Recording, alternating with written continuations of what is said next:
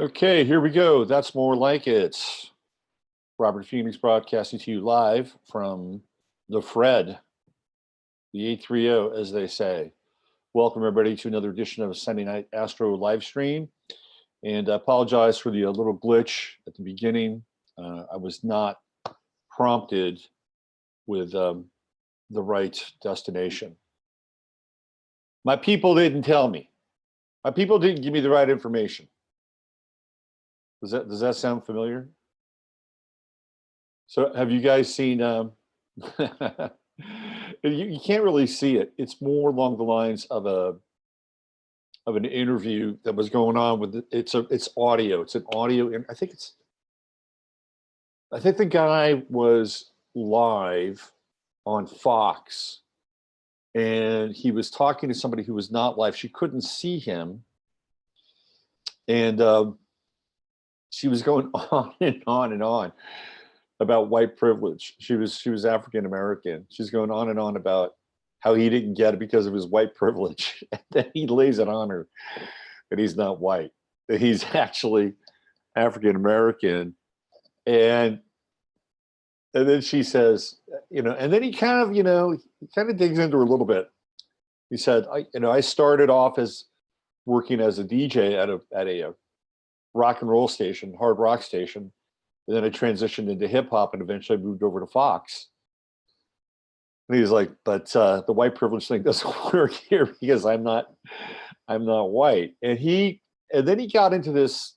He was actually pretty cool with her, but she got caught, and then she didn't even know who he was. Said, "Oh well, my people didn't give me the right information." My people. So that's where my reference was coming from. My people didn't give me the right YouTube channel to go to tonight. But it was a really interesting exercise about just assumptions that we make about people. And she was ready to rock and roll out her agenda. Turns out that the guy wasn't really going to be a part of her agenda. He didn't fit. Anyway, how is everybody tonight? It's Sunday. And it's been what do you say about this weekend? I think it's been a pretty interesting weekend in some ways. We're going to get into the chart of the moments, look at the planets for the week ahead, and it's starting to snap, crackle, and pop a little bit in Venezuela. So we're going to look at the chart of Nicholas Maduro. He is the guy that is theoretically still in charge, while the United States and its allies want to install his successor, a guy by the name of Guaido, who Pompeo called Guido. It makes perfect sense that a guy by the name of Pompeo would call another guy Guido. Hey, Guido! Hey, Pompeo! Mike Pompeo might be one of the least impressive bureaucrats I've ever seen, period, end of story.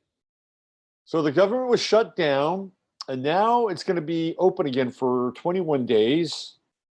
Hopefully they will get their issues worked out. But I'm pretty convinced that part of the reason why the government restarted again was because of what's going on in Venezuela. So we're going to look at that. We're going to look at the relationship between Maduro and Putin, and we're going to look at the relationship between Maduro and Trump. We're going to get into the chart of the moments. The week ahead, we're going to take a trip back in time to give you a sense as to what's going on geopolitically with Saturn and Capricorn. So we're going to turn back the hands of time. We're going to go to 1989. We're going to look at the chart for this night in 1989. And I'm going to take you through 1989. I'm going to show you how 1989 was a major pivot in the world. And it has to do with Saturn and Capricorn and the reapportioning of land, resources, the titles of countries, leaders of countries being deposed. And it's going on right now. We're in that 30-year cycle, 2019, and we're going to see the world again be carved up, rearranged. Perhaps we're seeing the first of those salvos with what's happening in Venezuela. So without further ado, let me get into the chart of the moment. This Maduro is a tough guy, by the way. Do not underestimate Nicholas Maduro. The United States would be very foolish to underestimate this guy. We'll get into his chart. I'll show you why. Okay, here we go. Thanks for showing up tonight. I appreciate it.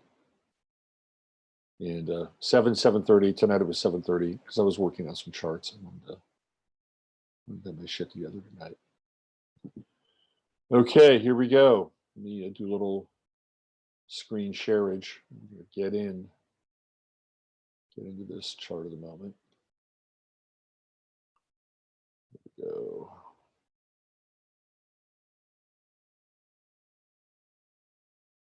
Right, there it is.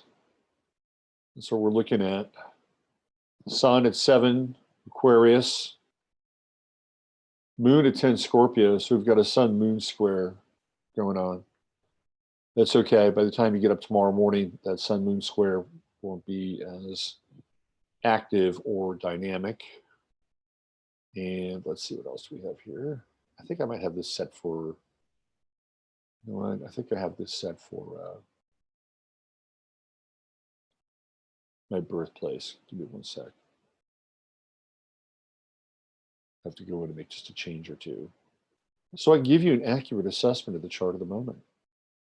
You know, being a 29-degree Virgo is a lifelong, and I mean a lifelong exercise. Staying on top of the details. All right, let me just modify this place.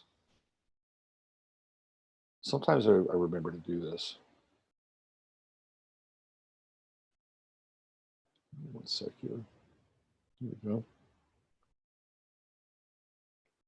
This is actually a pretty good little behind the scenes look at Astro Dienst.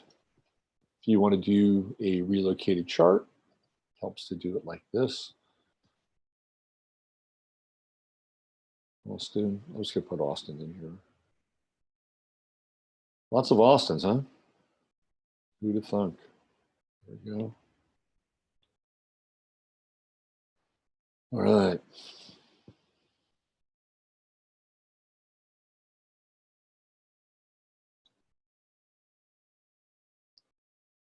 Let's take it right back to the home page.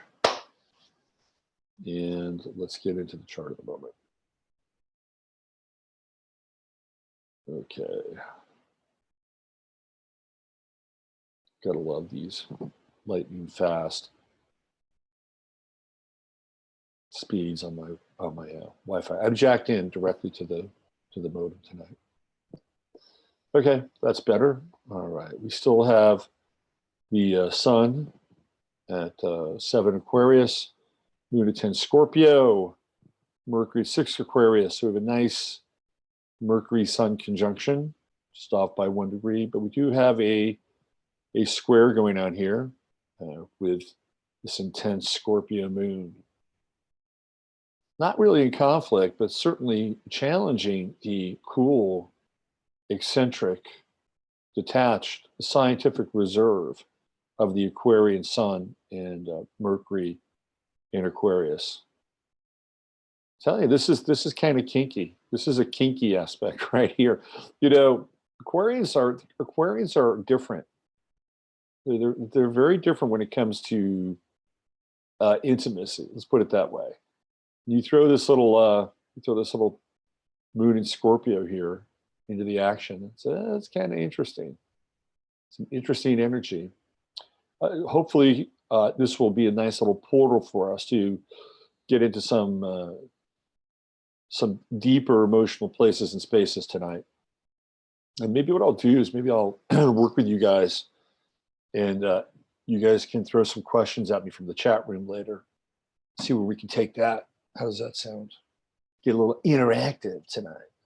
Okay, we also have Venus in Sagittarius. Now, somebody was, an astrologer was commenting that this is the week that Bernie Sanders is going to announce his candidacy for president in 2020.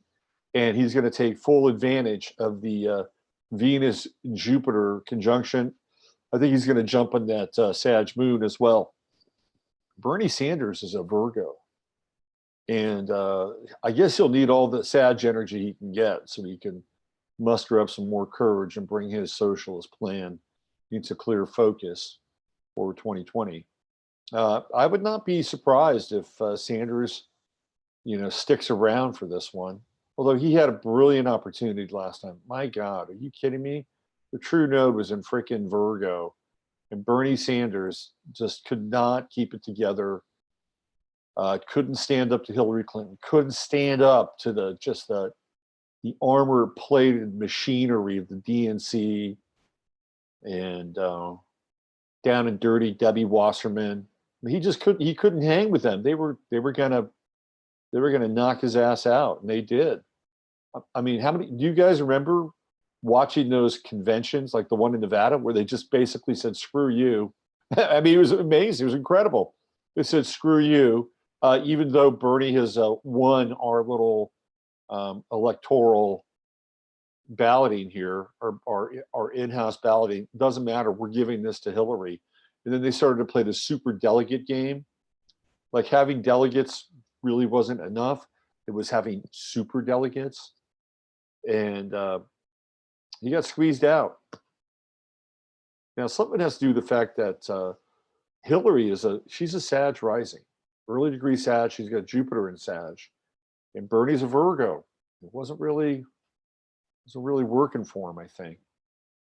I don't think Bernie is presidential material. I'm not sure who is presidential material anymore, to be honest with you. But he's not. I'm not a fan of Virgo presidents. The last Virgo president we had was a disaster. His name was Johnson. And I love me some Virgo. Come on now. I am a Virgo. Want to support a Virgo, but he's not the guy. He's just not. Oh, I have some skinny on Octavia Cortez, AOC. She was actually born on October the 13th. That's the Friday the 13th that the Knights Templar were slaughtered down in the south of France. She's born on that day. Very interesting, huh? Well, AOC action. Anyway, Bernie's going to announce this week, and I think he's going to take advantage of this Moon, Venus, Jupiter conjunction and try to get some enthusiasm. People like the guy. I'm not a huge fan, to be honest with you. I don't know where the socialists are going to get the money to pay for the programs, because they all have these pie in the sky programs. Are they going to throw down a 75% luxury tax to the 1%? You know what's going to happen with 1%? They're going to leave the country. They'll leave the country. They'll get out of the United States. They'll take their wealth elsewhere. These people they're probably doing it already, right? They're probably already transferring, their assets into places that, or if you're, so let's bring it, I think the 1%, let's bring it up to the 0.5%. 75% tax to the upper 0.5%. These people are not dumb. They generally use their instincts, guile, smarts, connections, bloodlines in order to, achieve that level of wealth. They're not going to let people take it from them. So, good luck on funding his programs. We're already way past any kind of redemption around debt. I mean, that ship has sailed. It's just totally sailed. So I don't get where they get the pie in the sky funding from. Can they cut here? Can they cut there? Sure, but that's not how the Democrats do things. That's not how socialists do things. They're not into cutting. They're into bigger government. They're into more spending. They're into more allocation. So cutting from one part of the government to another part of the government in order to fund their social programs, it's not going to work. Anyway, I wish Bernie Sanders the best of luck as he decides to throw his hat in the ring. He might do okay. He might catch a little bit of an updraft with Saturn. Let's see, Saturn's going to be in Capricorn, and Jupiter is going to be in Capricorn right around, I think Jupiter is final So we get to Jupiter now for Jupiter will be in Capricorn during the election. So Sanders being a Virgo might catch a bit of an updraft. You never know. You never know. I think Trump's going to have some tough sledding. All right, let's get back into the chart of the moment here. So Venus is in Sagittarius. We got about 8 degrees of that left. We got a Venus Mars trine going on. We had that trine. That's been happening since the eclipse. I guess we haven't really talked since the eclipse. Since last week, I was watching football, and that eclipse energy was quite intense. It was very, very intense, and we're still dealing with the aftermath of that eclipse energy. One of the things I got into during my my connection with my webinar yesterday, the people in my webinar, is this interesting juxtaposition around the Patriots and the Chiefs and Nathan Phillips and Nick Sandman and Mariano Rivera, the Sandman. There was some interesting synchronicities going on. And one of the things that it really felt like to me after this eclipse was that there was something that was over, that we had come to the end of something. And I've just been sort of looking around to see what that something might be. And it appears for all intents and purposes that YouTube wants to get rid of the truther channels, the quote unquote conspiratorial channels, and they're starting to take them down. And this is actually, part of a major kind of front, right? There's a major operation going on. And we've seen deplatforming taking place. We've seen people having their ability to actually make money off of whatever it is they're doing. I mean, heavy metal label got booted by PayPal, got booted by MasterCard. They're basically out of business. They can't do business anymore. Elegy Records, I've talked about it. They're not the only ones. We're seeing more and more of this happen now. And there's more of a full court press on the quote unquote distribution of truth via YouTube. And they've got a whole section. They've got it lined up now. It's in their terms and conditions. So I think the first level they've been going after has been the flat earthers. And when I encountered this, when I started to see what was taking place on YouTube, it's like something's changed. Something really intense has changed. And there's going to be more and more and more. There's going to be more censorship. When you put in flat earth now, all you get are suggestions about debunking flat earth. Or when you type in Sandy Hook, you get in videos that debunk Sandy Hook. I mean, this is where it's going to go. And we're just starting. We're just at the beginning of watching how we exchange information and how we get into this whole concept of what is truth. We're watching it be altered before our very eyes. So I think probably what's going to happen is that people are going to be sort of chased back into their websites again, because that's where everything started. It's where I started. I had a website, I did posts, and then all of a sudden, I'm into podcasting and writing. And then I decided, well, I'm going to catch that YouTube wave. So I got into YouTube, and, that's where it's evolved to. And I think we can see kind of a reverse trend going back into websites and having people stream off their own websites. And I think if we're going to have any kind of a chance moving forward, we're going to have to invest in blockchain. I mean, that's just, to me, it's kind of a no-brainer. And the person or the group of people that can put together, a full service blockchain oriented from start to finish operation, whether it's with the website, whether it's YouTube. And I know that there are blockchain YouTube channels, but website, YouTube, any kind of podcasting, and any kind of currency exchange, probably, some version of Bitcoin or a crypto. Somebody puts that together, it puts it all in one suite, and all of a sudden now we're cooking with gas. With Uranus coming into Taurus, I think we're going to be looking at more and more and more of those opportunities. We're still at 28 degrees Uranus and Aries. But this whole piece around the truth, it's going to get more complicated because, here we have Jupiter, which is at 17 Sagittarius, and then we have Neptune at 14 Pisces, and that's where we have this square going on. And Jupiter in Sagittarius wants to expand. You know, it has this thrust and this desire to push the boundaries and really encompass a broad spectrum of territory, philosophy, authenticity, sovereignty, truth. These are all sort of the bastion of Jupiter in Sagittarius. Neptune in Pisces is cutting in, and it's doing a number. And we're seeing it right before our very eyes. And it's not just the deplatforming and it's specific, right? It's very, very specific. They're going after the hot button issues. You know, they're going after, I mean, flat earth stuff, you know, God bless the flat earthers. I don't think the earth is flat. I don't think it's round either. I think there's something else going on with the earth. I think it's more like an egg. But that's a whole other discussion to be had anyway. But they're going after the flat earth people.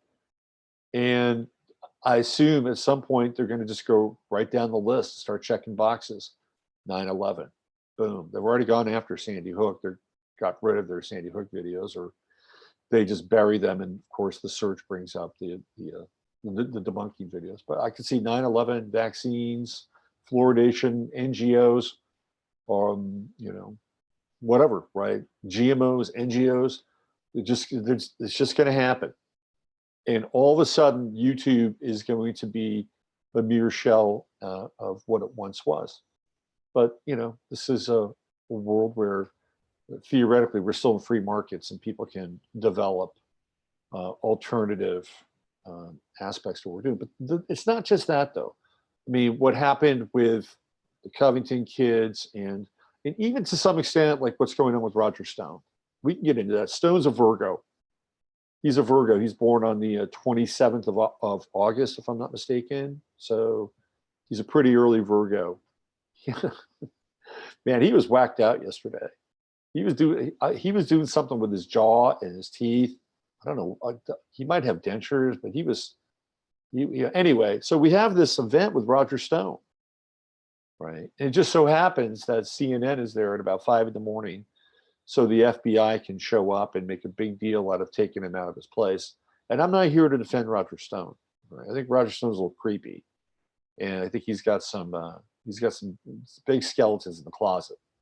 You know, he knows where bodies are buried, and he's been involved in a lot of, you know, I think he's been involved in a number of illicit operations. Right? And if you want to, you can search it out on the internet.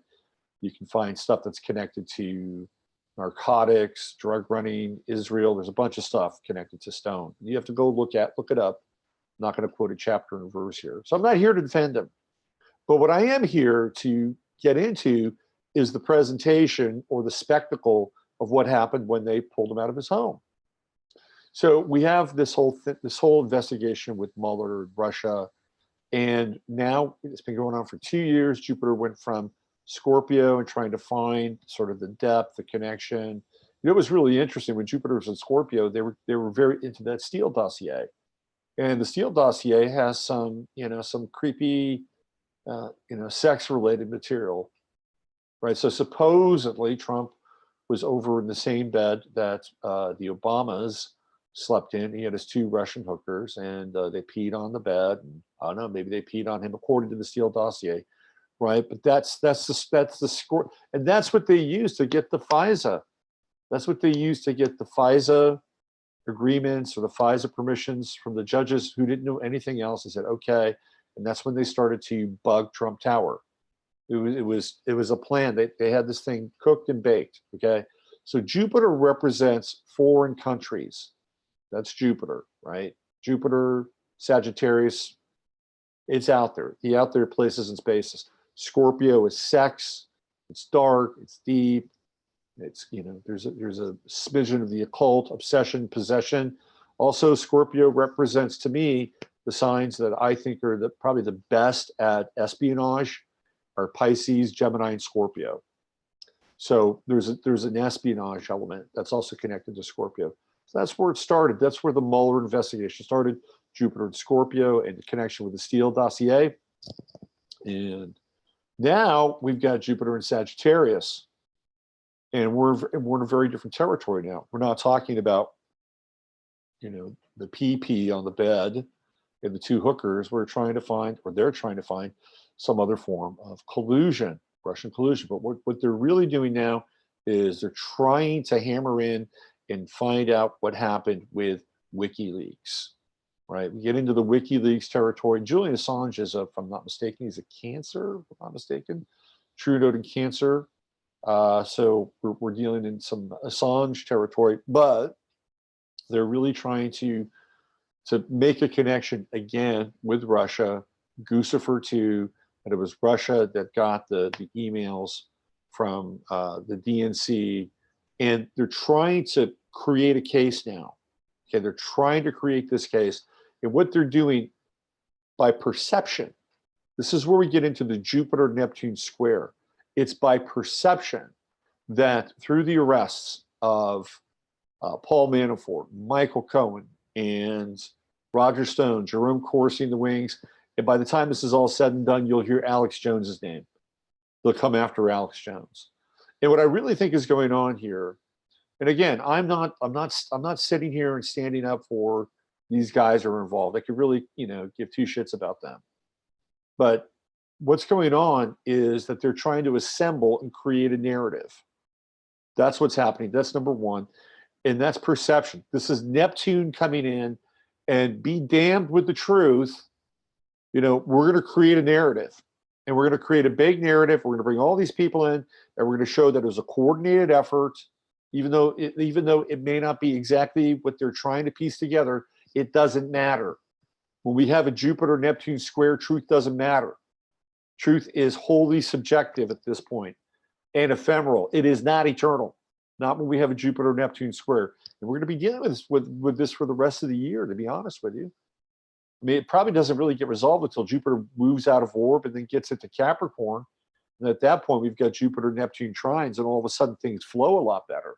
But right now, it's really hard to believe anything with a Jupiter-Neptune square. But they're going to do everything in their power to create a narrative and a tableau that these guys were all together. They're all in on it. And right now, Roger Stone is in there on a procedural. He's in there on a procedural crime or procedural crimes. He threatened some guy's dog. That's one of the charges. I swear to God. And again, I'm not here to defend Roger Stone. He threatened the guy's dog. I mean, what kind of country, what kind of world are we living in when you threaten somebody's dog? Now all of a sudden the FBI is coming after you. Doesn't the FBI have better things to do? Apparently not. The other thing that's going on here is I really feel like there's some deep malice involved, like really, really deep malice. Like we're dealing with a gangland style grudge. And I think this is where, some of the Jupiter-Neptune square comes into play as well, because we can't see what's happening, right? Everything is sort of cloudy. It's this cloud of trying to move through these so-called facts and timelines and emails and all the other stuff that's supposed to add up to this big picture where you put the cuffs on everybody. Now they're even talking about, I saw this, and this is where again we're getting into the Jupiter-Neptune square again. Cuomo,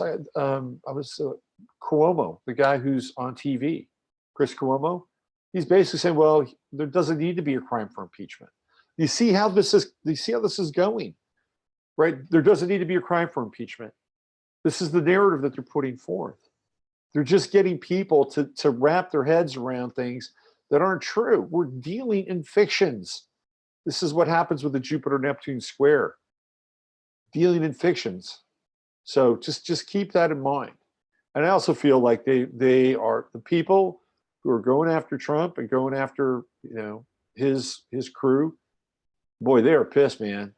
They are pissed. They are really, because they think that these are the guys they were the team that beat them, and they just want to go like this to them and just crush them, right? And this is the world we're living in now. We're seeing things that we've never seen before, and that's also looking through the veil of Neptune, because it's not like you can't get to the truth. You can't filter things out. I mean, you can, but in order to do it, though, I think you have to kind of push off from the bank a little bit And, what we like to do is we like to use facts and figures, and we like to use precedent and all the things that connect it with truth. But in this case, we almost have to make some leaps in some ways. But you can't make too many leaps, because if you do, now you're in the realm of fiction, right? Like, is there really 5D chess going on? Or are we watching somebody who's kind of making it up as they go? I don't know. All I know is there's shit happening in Venezuela, and we're going to pay some attention to that tonight. Mars is in Aries, very, very powerful energy right now. This is war energy. This is absolute war energy right now, and it's coming up on a square. Let's pop up the chart of the moment. There we go. So you can see Mars up here. This is where Mars is right now. But guess what? Mars is getting closer and closer into square with Pluto. It's going to be in square with Pluto in what, about 4 days from now? Really, that tight orbit, about 4 days. Well, that should be fun. Mars Pluto square, Mars in Aries, Pluto in Capricorn. To me, that screams of aggression. It screams of war. It screams of overthrow. So again, we're going to look at Venezuela tonight, mostly through the chart of Maduro, and try to see what's happening there. You're going to see some interesting stuff, especially the placement of Mars in his chart. So this is a very intense, very powerful square that we're going through. And this week should be pretty explosive. I'm telling you, I think something's going to, it's already happening. We have the elite, they're flying out of Venezuela. We've been taking on Venezuelan refugees at a pretty intense rate over the last year. People know what's going on. They're trying to get out. They're trying to get their money out. And one of the things that's taken place in Venezuela, well, there are two things. Number one, they're a socialist government, okay? And we know that China is working with them with their, was it the ZTE? The ZTE, they're the cards and the phones, but it's mainly the cards, the intelligent cards, the ID cards that basically have all their information. So China's getting its fingers into Venezuela, which has a shitload of oil, a lot of oil. Okay, Russia just signed a significant contract with Venezuela to mine gold. Now, Russia has deep interest in Venezuela, and this gives you some understanding that Russia is, I think, still a socialist country at heart. This kind of capitalistic facade that Russia's put on, it's really just a cloak. And I'm not anti-Russia. I'm not saying, I'm not in the Democrats camp or the progressives camp. I don't want war with Russia, but Russia has an agenda, and they do want to be able to secure resources just like every other country on the planet. This is what's happening now. We're seeing the global pie get recut and redistributed. And it's a very different time and a very different period than it was 30 years ago when Saturn was in Capricorn and we had the redistribution process take place. Very, very different. So we see China, who's a much larger threat, a much larger power. 30 years ago, you know what they were doing in China 30 years ago? They were trying to fend off a democratic revolution called Tiananmen Square. That happened in 1989. That was just one event in 1989 when Saturn was in Capricorn. Just one event. There's a lot more. We're going to get into it. China's a long way from 1989 now. They've had 30 years worth of going into Africa and mining rare earth materials and minerals, and now they've got one belt, one road. They're flexing their global muscle. And Russia's trying to do the same. The United States is trying to do the same. And things they haven't changed. We're seeing these entities really try to divvy up and try to grab as many of the planet's assets as possible. That's what's going on. So we're looking at an asset war in Venezuela. Here, if the economy is stagnating, which it is, the economy's, I don't think there's very much growth happening. So you look at something like Venezuela, where you can go in, flip the government, have your Zionist-backed and approved candidate that Israel gives a thumbs up to, Bolsonaro gives a thumbs up to. And there are other countries in South America. I think Argentina, they're like, okay, yeah, we recognize this Guaido guy, right? So for the United States, this is theoretically good for the United States because number one, they displace a socialist or social Marxist threat, the new Cuba, but there's also resources there, and this allows the United States to go in and through the multinational corporations, essentially do deals with Guaido and all of Venezuela's petroleum and gas reserves and apparently the gold as well. Venezuela's a mess. I mean, it's an absolute mess. So I think this week we're going to see some action. And I think partially one of the reasons why Trump brought the government back online is because they're involved. They are really involved, and they've got a coup in their crosshairs. So it'd be very interesting to see what happens. So here we go. This is the chart of the moments. We've got that moon in Scorpio, which we like. I like it. I like moon in Scorpio. People that moon in Scorpio are interesting people. They've got a little witchy poo in them.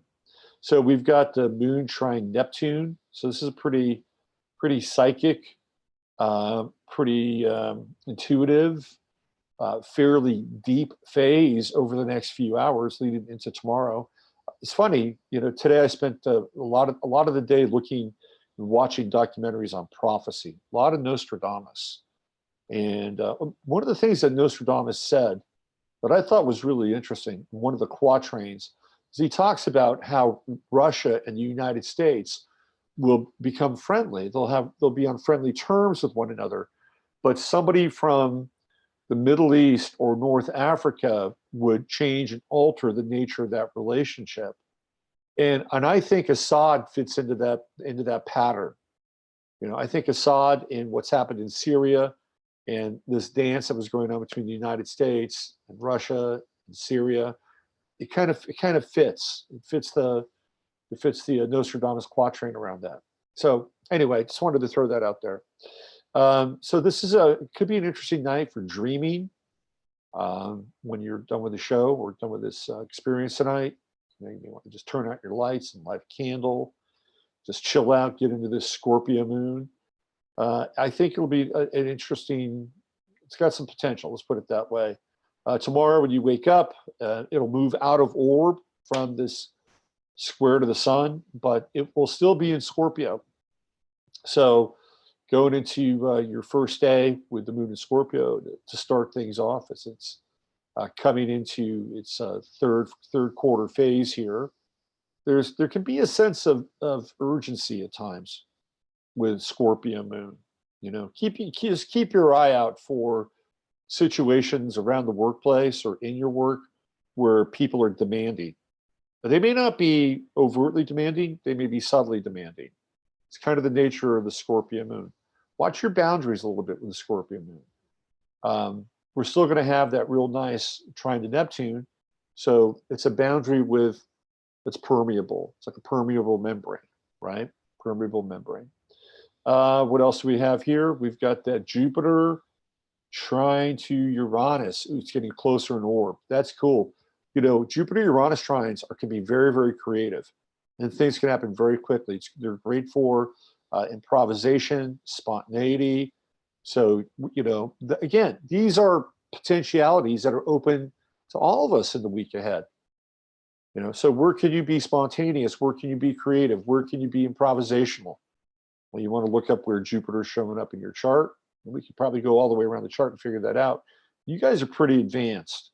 I got to say, a lot of you you bounce back and forth between this broadcast and the Friday Forecast and my 15 minutes of flame on the weekdays.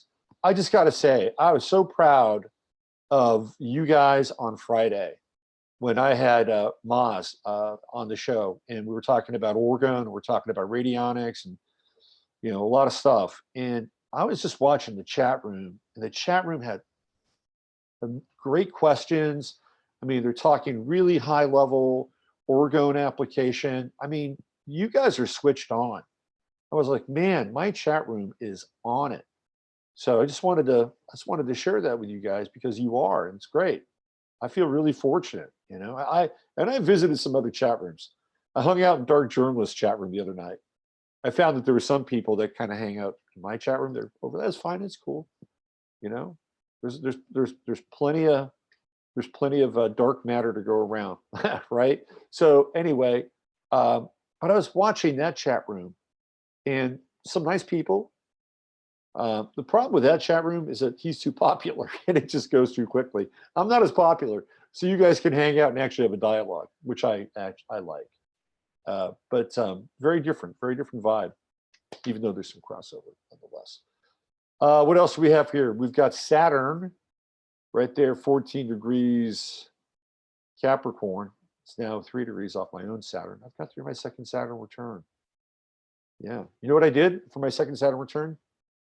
I gave my livers and kidneys, my liver and kidneys a rest. So that's been great. It's been really good. And I've been enjoying the sobriety and the lucidity of Saturn and Capricorn. Let's put it that way. Let's see. So we've got Saturn is squaring up against Mars. Ooh, what's another square? More square action. Mars Saturn squared. We're gonna have conflict this week. It's going down, man. We're gonna have conflict this week, and I think Venezuela is definitely a hot spot, but it may not be the only hot spot. Clearly, there is some conflict still brewing in Washington D.C. This bad blood that's, you know, circulating between Pelosi and Trump and the Republicans and the Democrats, and no doubt we're gonna have more conflict this week. It's just it's the zone we're in right now. It's the zone we're in. We may not get any relief until Mars moves into Taurus, but even then, what else? What is Mars going to be doing? Well, by that time, yeah, it could be square. I'd have to go into the deep ephemeris to find out. Well, the Mars conjunction to Uranus will be very interesting. Very interesting, because now we're going to still be in that kind of wide square to Pluto. Wow. Yeah, it feels like this Mars transit, the last degrees, the next 2 decans of this Mars transit are going to be dramatic, to say the least. You know, right now it's in that second decan, which puts it in the Leo decan. And that's actually going to play a bit of a role when I roll this over to Maduro's chart. When we get into that Leo decan, we're dealing with people that have a lot of pride, people that run companies, run countries, people that don't want to back down. So this is a very interesting decan. And then, of course, the third decan, that'll place it, we're almost there right now. It's going to go into that third decan in about 2 days, and that's going to put it into the Sagittarian decan. And that has to deal with righteousness, law, international law. That'll be real interesting. You know, conflict abroad. There we go. E-I-E-I-O. Adios. Let's see what else we have here. Well, what's redemptive? The Jupiter trine to Uranus. I love it. I love it. Practice being creative. Practice being spontaneous. You know, this is an interesting time for that, and it will be. Jupiter's going to be dancing with Uranus for the next couple of weeks. So just go ahead and step outside the lines, think outside the box, and you know, try to break up your routines with a Jupiter-Uranus trine. And if you're stuck, if you're really stuck, if you feel like you're in a situation where you're boxed in, you know, Jupiter-Uranus trine is great for, you know, creative brainstorming or doing activities that, you know, get you out of your kind of boxed reality, like go dancing, or, you know, play a sport, or do something that gets your energy moving, and gets your energy moving in a way where you can be a little more spontaneous and improvisational and creative. That will help you. You know, I get some of my best ideas when I'm not thinking about trying to solve my ideas or trying to solve my issues. You know, whether it's gardening or running or working out. You know, I know a lot of you have those moments too. This is a good time for it with the Jupiter-Uranus trine. From a big picture perspective, can they figure out how to, you know, shake hands and play nice down in Venezuela, I think we're too far gone with that right now. This thing is going before the UN, whatever that is, right? I mean, it's like, oh, the UN. Let's bow down to the UN. They'll sanctify everything. Yeah, right. I find it interesting that Israel and Saudi Arabia are like human rights commissions on the UN. It's like that gives you an idea of what's cooking at the UN. Let's see. Venus is moving out of that square with Neptune. I talked about the Jupiter square to Neptune, and got this nice Mercury Sun conjunction in Aquarius. That's thinking scientifically. It's being really inspired. It's an inspired aspect, but it is also squaring Uranus. I'll tell you what that is. If you have ideas, don't spring them on other people. Like if you're an idea-oriented person or you're working on something with a Mercury Sun square to Uranus, you want to keep your best ideas to yourself, at least for a little while. Okay, for a little while. Let's see, the Sun and Mercury are going to move out of that square pretty shortly, like in the next 3 to 4 days, and it'll be easier at that point. There's also, you get into that Sun Mercury square Uranus, and this is for like a natal chart. If somebody has Sun Mercury square Uranus, they could have ideas that are very far out and ahead of their time, and they might seem really foolish or bizarre or eccentric. The world just has to catch up with them. So, these would be people that have some unique thinking abilities, but not always kind of in alignment with the mainstream. Like I said, it may be ahead of their time to some degree. There's a little crazy in there, but that's okay. This what I'm looking at here with this Mercury Sun square, which was probably going to last a couple more days, and the Jupiter trine to Uranus. This is a really interesting creative time. So stretch your mind, think outside the lines, and get outside the box. Anything else? Well, we got that true note over there in Cancer. We're going to talk a little bit more about that. Let me get out of the share screen mode. Let me check in with you guys in the chat room, see what's up with you, what's happening there in your realm. Chatlandia, that's what I like to call it. Let's see what we got here. Let me find my screen. Nope, you here? Is this it? Let's see what we got. There we go. There we go. And where's my chat? Messages. Where is my chat? Where'd you guys go? I can't even see my chat now. So is this a new thing? I get my Sunday night chat swiped away from me as well. Let me see. Let me hit this button and see what happens. YouTube introducing a new way to share. I don't want that message. I want to see. So, oh, there we go. All right, I can see you now. Okay, what do we got? There's Tim. Government should run YouTube like app with free speech as standard. What else we have here? Lots of messages coming in. Blockchain is only increasing. Funds, contracts, government YouTube. Yeah, I don't want government to run YouTube. He's not healthy, man. Okay, we got a lot going on here. Alex Jones will be rated next. Absolutely. Absolutely. Alex looks like shit, by the way. Let's see. What else do we have here?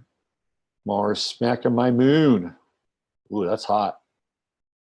I'm just trying to catch up with all your messages. Things are ripping by here.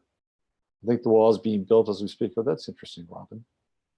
China's military is 10 times ours. 10 times. Big military. Absolutely.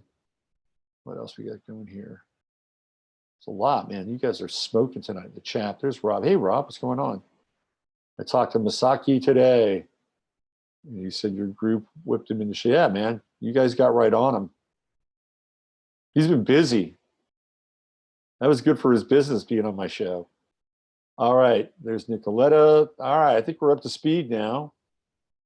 We're up to speed. Let's see, there's Joe. She's going to Australia, we know that. There's Charles. I think I can swing it. I'm an over-the-road trucker. I have to arrange my schedule. Charles is a truck driver. I love that, man. That was one of my When I was a kid, I kind of had a thing about being a truck driver. You know, the whole CB thing. My group whipped him out of stock. Well, how about that, huh? Man, you know, I have to say, I really have to say that that my group is they're totally switched on, totally switched on. They know good stuff when they see it. Okay, let's check out some other charts here. I want to bring up Maduro's chart and think of some questions, you guys, that you can bring up here. All right, let me get into. Okay, so here's Maduro. Okay. Okay, here's his chart. So he's okay, yeah, and I'm gonna show you a picture of this guy. Now, here, let me do this. Let me stop this. I want to show you a picture of him. You got to get a visual of him, okay? Like this is not your average Banana Republic guy. Hold on a second. Let's go.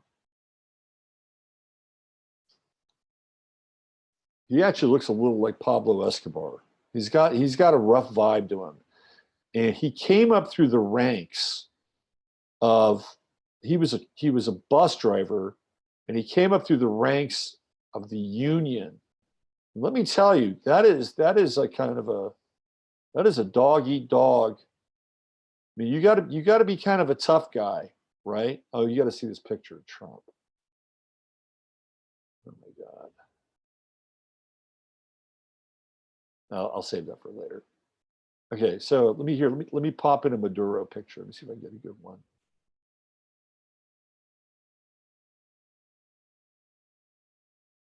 All right, this is pretty good one right here.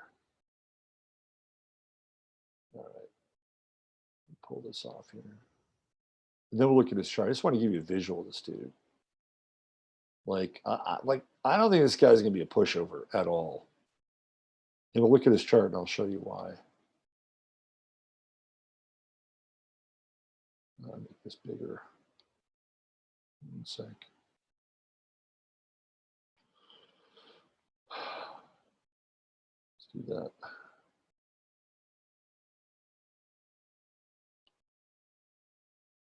That'll work. Okay. Let's do a little share screen. There's Maduro. I mean, look at this dude. You know, I mean, he's got the face of a boxer. Not just any boxer. He's got the face of like a puncher. You know, like this guy looks like he could take a punch. Look at he's even hitting himself. See that? He's like, you know, he's taking his own punch right there. This dude is a bulldog. Do not underestimate this man. He's not going to go quietly. He will not go quietly, and he will not kowtow to the alliance. When the alliance at this point is the United States, the EU, Israel, Brazil. That's pretty much the alliance at this point. The other alliance is China, Russia, and the social Marxist countries. This is where things are going now. Okay, so that's your visual of Maduro. Now let's check out his chart.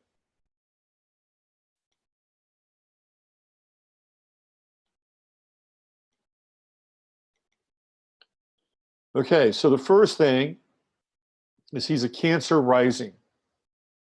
You know, Cancer, as you know, is a sign that is great at what? Defense. Okay? They're great. It's a great sign for defense. Cancer is not great for asserting itself or starting conflict. But when it comes to counterattack and defense, Cancer is one of the best. And if they have to defend their territory, their turf, their family, their country, Cancer is fierce, the claws come out, right? So he's Cancer rising. In a defensive mode, the rising sign gets kicked in and he gets switched on. And the defensive component becomes activated. Now here he's got his true node in his first house. This is a big moment in time for this guy. What's he going to do? He's already got the true node in the first house in Leo.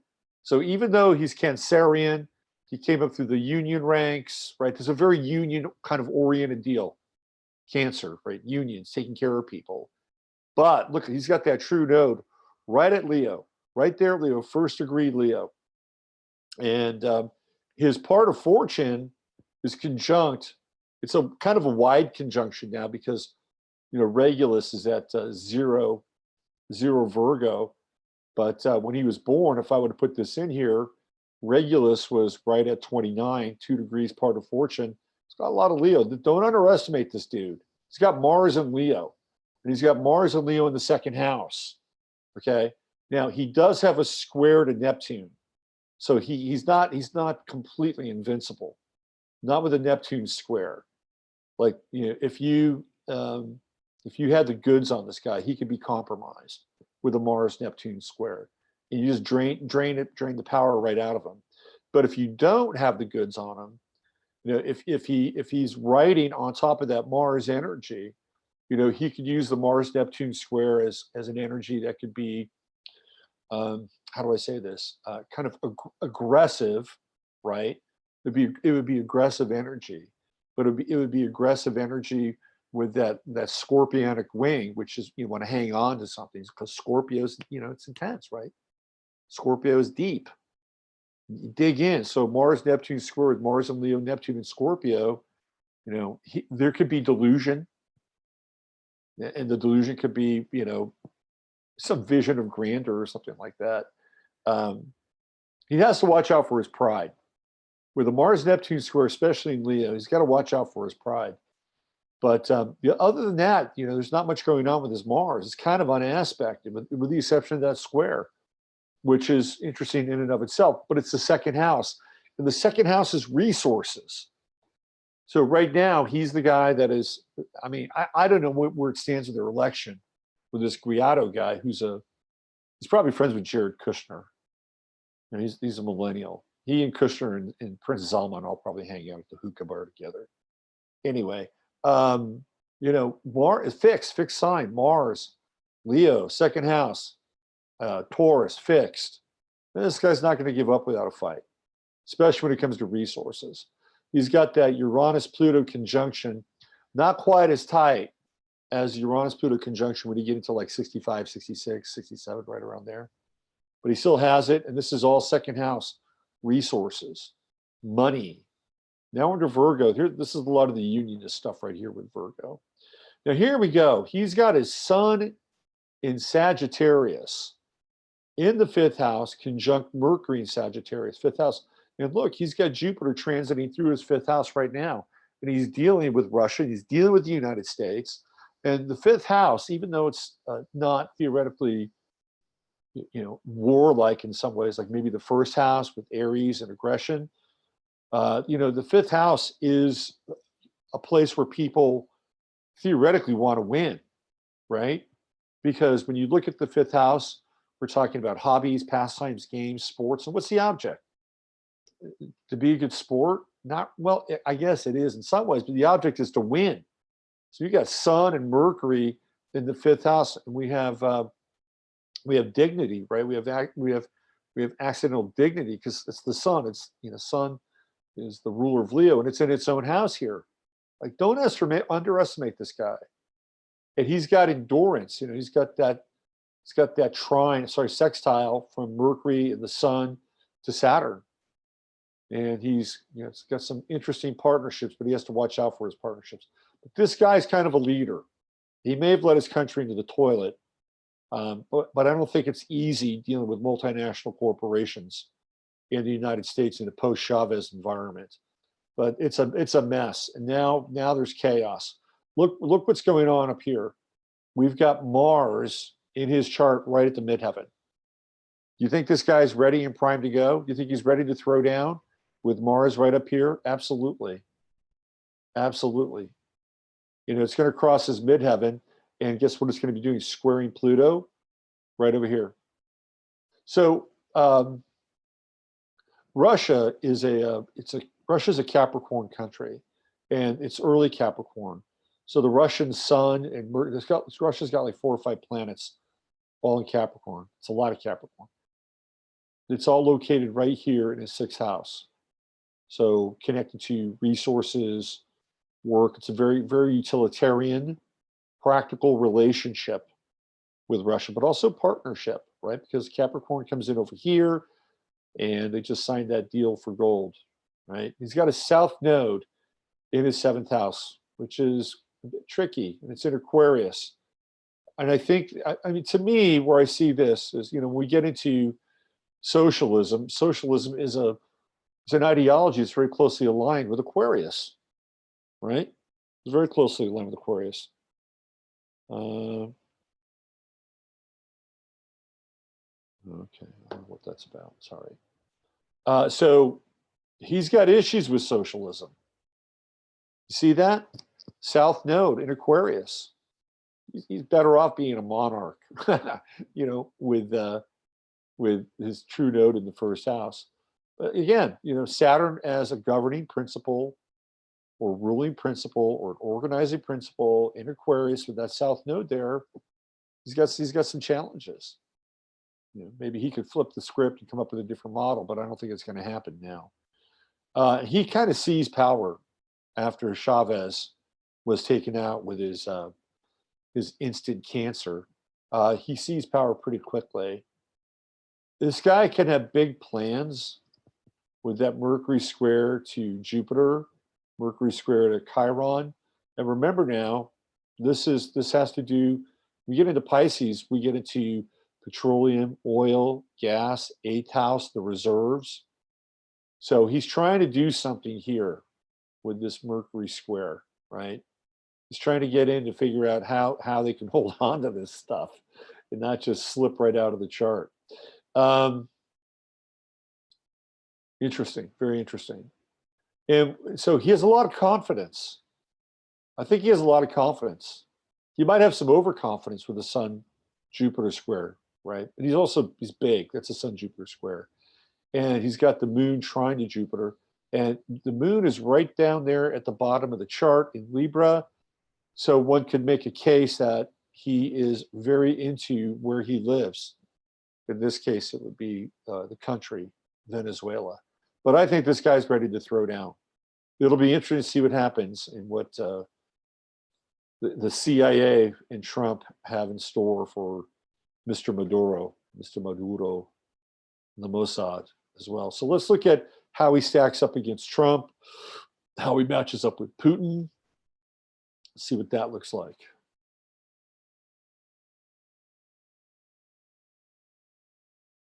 Here. Okay, so this is his relationship with Putin. Oh, guess who's here? Okay, so this is very interesting. All right, so Maduro is on the inside. Okay, you can see his true node. So Putin's Uranus is right just off the coast of his ascendant. So he has a radical influence on him. A radical influence. Of course, Uranus does represent, ruler of Aquarius, and we're into that kind of social model, socialism. So Putin has a radical influence, and Maduro's true node is in Putin's ninth house. So he's very interested in Venezuela from Putin's perspective. Now, what's also very interesting is you'll see now both Maduro and Donald Trump have Mars and Leo. So these are two guys that are very headstrong, and they're not going to back down from each other. And here's Putin's Pluto right here, and Maduro's Mars is right on Putin's midheaven, right on his midheaven. That's very interesting. Like, these two dudes are connected. They're very, very connected. And Putin could sees him, I believe, as somebody who would theoretically be strong, like how he probably sees himself, right? There's no Venus here. There's no moon here. He sees his Mars. So he thinks he could probably relate to Maduro, like on a kind of a, masculine level, right? That he could actually respect him. Now, his Pluto is in Maduro's second house. So he's going to change his relationship around resources. We already saw that, right? Venezuela did a deal with Russia. Who do you think signs that deal? It's probably Putin. And second house represents hard assets, like gold. There we go. Hello, it's right there. So they're going to want to. Putin's going to want to protect that deal. He doesn't want the United States to come in. He wasn't. It's like he wasn't satisfied with the uranium. Now he's got to get the gold. Anyway, that's a little inside joke. But look down here. Look at this entanglement. I mean, there is a strong connection with Saturn, Neptune, Mercury, all conjunct his moon, and all moving into his fourth house. I would say that Putin is all in on this guy. He is all in, and there's a lot of communication that goes back and forth between these two men. I can tell you that right now. And there's a lot of balance interchange with Libra. And of course, there's the sextile to Mars and the sextile to Pluto. So they're in a partnership. These guys are in a partnership. They're in a geopolitical partnership. And I believe they're in a, kind of a leader, man-to-man partnership as well. And look at this, Venus-Neptune conjunction. His Venus is conjunct his Venus and Neptune. So there's a real so there's a lot of traction between Maduro and Putin. Some squares. He's got Putin's got that moon in Gemini. The squares off against Maduro's Uranus-Pluto conjunction. That's kind of interesting. If they were lovers, they'd be, I think Putin might be obsessed with it. No, I'm just kidding. Anyway, and then we have look, Jupiter square Mars. I mean, that's not a terrible square. Then we have the opposition, Sun Moon opposition. Oh, that's interesting. That's interesting. That's what Trump and Pence? Trump and Pence, yeah. So Trump has that moon in Sag, and Pence is born on a new moon. So they do have it's more of a moon opposition. It's not sun moon, because Pence is also a Gemini. Look over here, we can see Mr. Putin's true node in the sign of Aquarius, right there in Maduro's 8th house. Hello, resources, assets, other people's money, for sure. And there's Mars right there in the 6th house, which is work, purpose, and service. Not a lot of frills here. I don't know. I think these guys are very connected, and I think there's a lot of interest in both Maduro and what Maduro can bring to Putin and Russia vis-a-vis the 2nd house primarily. But they're on the same page. These dudes are on the same page. And I think that the moon-sun opposition, kind of allows Maduro to get, intel, probably Russian intel, through the moon in Gemini, more than likely. Look, Putin's Jupiter is close to his 11th house, so they're friends. Very interesting connection here. Very, very. I think it's interesting. I think that they certainly have vested and shared interests. So you're going to probably hear more about Putin, or more coming from Putin, in the next couple of days. All right, so let's get into, well, how does he stack up against Trump? Let's see that. Let's see. Putin and the Donald, or Maduro and the Donald. They actually have some interesting connections as well. You'll see. But more conflict then. All right, here we go. So if Trump wanted to, well, here's what Trump is doing.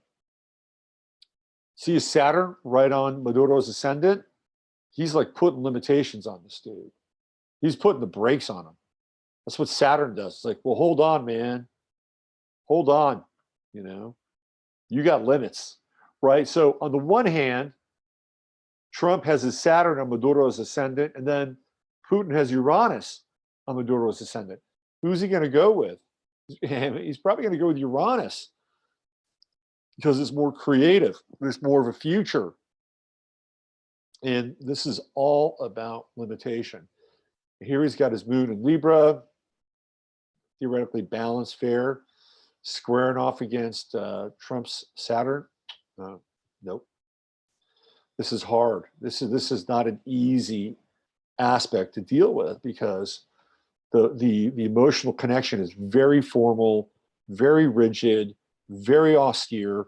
Maybe no emotional connection at all, to be honest with you. But as I see squares, I mean, if this were a long-term relationship, I mean, ultimately over time, they might find some accord and maybe even respect. But in the short term, this is not easy. Now, he's got his Venus, because Trump has his Venus-Saturn conjunction. So his Venus is in his first house. Does he want to make a deal? I don't know. I just see Saturn. I just see Saturn as being, I mean, this is the wall right here, if you want to, use an analogy. This is the wall on his ascendant. And maybe, just maybe, this is where he takes out some of his wall frustration. See the Mars here? Here's Maduro's Mars and Trump's Mars, both in Leo. These guys aren't going to back down, at least not from each other. Trump will back down from Nancy Pelosi, but not Maduro, apparently. Now, here's Trump's Jupiter, right down here at the bottom of Maduro's chart.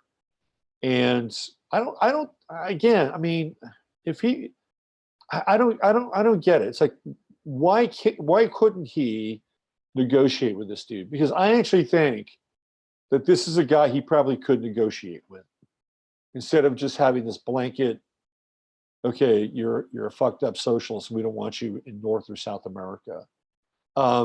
This is actually somebody I think he could negotiate with, but I don't think it's going to happen. It's not going to happen. Trump should move in with him. These guys should have a stag house together, because that Jupiter on Maduro's IC, that'd be a pretty cool party place. You'd have a good time hanging out with this dude. Anyway, only if you lived with him. But there's just more conflict. Here's Trump's moon. It's not in conjunction with his Sag planets, but he does have moon in Sag. And it is right there at the end of Maduro's fifth house. Move it into the sixth house, but it is entwined with his Mars, Maduro's Mars. But I don't think this is, I don't think there's going to be much negotiating. I think, look at the Mars square to the sun. That's a battle. That's battle mode right there, right? Trump's Mars in square with Maduro's sun, because he's got his Mars right almost at, it's like what, 20, is it 27? Is it 26? 26 Leo in square with his sun Mercury. This is argumentative. This is definitely argumentative. I know these guys like each other. That doesn't mean that they couldn't probably at some point relate. But Trump is being pushed around and moved around by the banking interests, including the Israelis and the Rothschilds. So I don't even think Trump has the leisure of negotiating. Not here. And then we've got this Saturn-Pluto opposition, and that is really a throwdown, because Trump has that really proud Pluto and Leo. He's got Saturn and Aquarius, fixed sign. Yeah. So clearly, from a partnership perspective, Maduro is much more suited for Putin, way more suited for Putin. I think this is interesting, and clearly there's some inherent conflicts with the Trump chart. And what really jumps out to me is this Saturn right on the ascendant. Now here's Trump's sun in this guy's 12th house, so he's working behind the scenes. I think this is the Gemini coup de grace right here in the 12th house, behind the scenes in Maduro's chart. So keep your eye on what's happening and what's going to be taking place over the course of the next few days. And remember, that Mars is right on top of Maduro's midheaven. So he is primed and ready to go, ready to activate that Mars and bring it out to the rest of the world, or at least in his own country. Okay, I got one more chart to read tonight. It's Miss Ginsburg's chart. Ooh, we're going to Ruth Bader Ginsburg. Let's check in with you guys. Let's see how you're doing in the chat world. Let's see what we got going on over here. Let's see, what do we have here? Cancer stellium. His people are starving to death. I told you. He's. Here's the deal with Maduro. Look, I'm not going to sit here and bail water for the guy, but I'm going to tell you right now, they've done everything in their power, probably, to cut this guy off, right at the knees. Right? They tried to get Chavez out, but Chavez was a military guy, and he was too smart. So if you're dealing with the United States and and they want your assets and they want your resources, where you're dealing with the multinational corporations and the John Perkins agents of eternal debt, they will make life fucking hell for your country. That's just the way it is. So they'll make it so bad, so interminably bad, that they will try to do everything in their power to have a regime change. And I'm not saying that this guy is a good guy. I just know how the game works. So you try to run a country where you're dealing with these multinational, because one of the key components to any kind of a coup is to starve people. That's the number one thing. They bring in these limitations, right? They limit the food, and all of a sudden people get angry. And what they want to do is they want to go after the leader. Like, come on, you got to do something. We're hungry, right? It's enforced austerity from the outside, and they've been doing it to Russia. We've been doing it for whatever Russia's been doing. But Russia's pretty smart. They've managed to stay on top of their game. And again, I'm not standing up for Maduro. I'm just telling you this is how the game works. So now they want to flip him. They want to get him out of there, and they want to get their own guy in because they want to build a nationalist Zionist network throughout all of South America, with Bolsonaro being right at the heart of it all. That's what's going on. So it's going to be interesting to see what happens. Bolsonaro says he wants to allow U.S. to put a military base. Of course he does. Of course he does. U.S. and Israel have Colombia and Brazil on both sides of Venezuela. Yep. Absolutely. Absolutely. Chavez got that quick acting cancer. We tell you, yeah, welcome, mask. That's what we were talking about earlier. They zapped him with that fast cancer and got him out of there. Again, I'm not making any kind of a. I'm curious if the progress chart might differ from these natal ones. They probably would differ quite a bit. Yeah, with progress charts, here's my feeling in progress charts. I think progress charts are really interesting when you're dealing with conjunctions that are very, very close, within 2 degrees.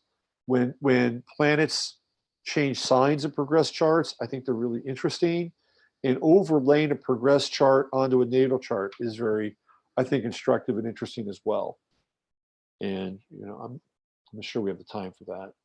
The multinationals stored all the food so the people couldn't eat. Exactly, Lynn. This is what happens. That's what they did. That's what they did. This is how they engineer coups.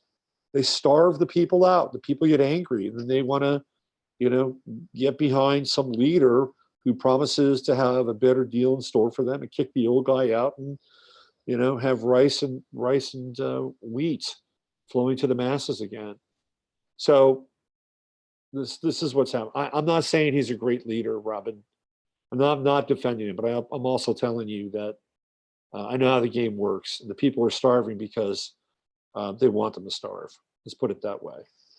Let's see, pairing request now. Okay, just got Merc retro progress recently. Oh, there you go. That'll be there. That'll be interesting for a while, huh? Hella interesting, as they say. Okay, think of your questions. I got one more chart. Think of your questions. You guys have any questions? I'll do my best to answer them. Okay, let's do this. Where are we? Okay, let me do this because I did Ginsburg's chart. Here's what I want to do. Let me share this with you. And again, I'm sharing this so that you guys can get a sense like a historical sense as it relates to astrology. And I'm going to run down this timeline here so you guys can get a handle on this. Check this out. So we're going to go back to go back to January 1990. Let me flip this to. Let me just edit this. Let's go back to 1989. Let's go back to 89. Because that's here I want to go to, 89. 90 is interesting too, but I want to do 89.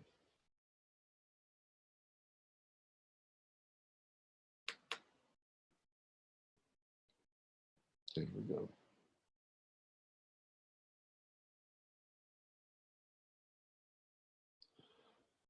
Okay, so this was 30 years ago, and Saturn was a bit slower.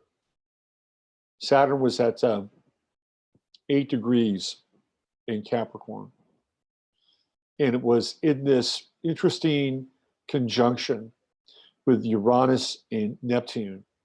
And this is where the global game changes, right here. And it happens. We're dealing with geopolitical structures in Capricorn. And here they're dissolving with Neptune. And here something new is being formed, something radical. There's a radical break with the establishment that's taking place.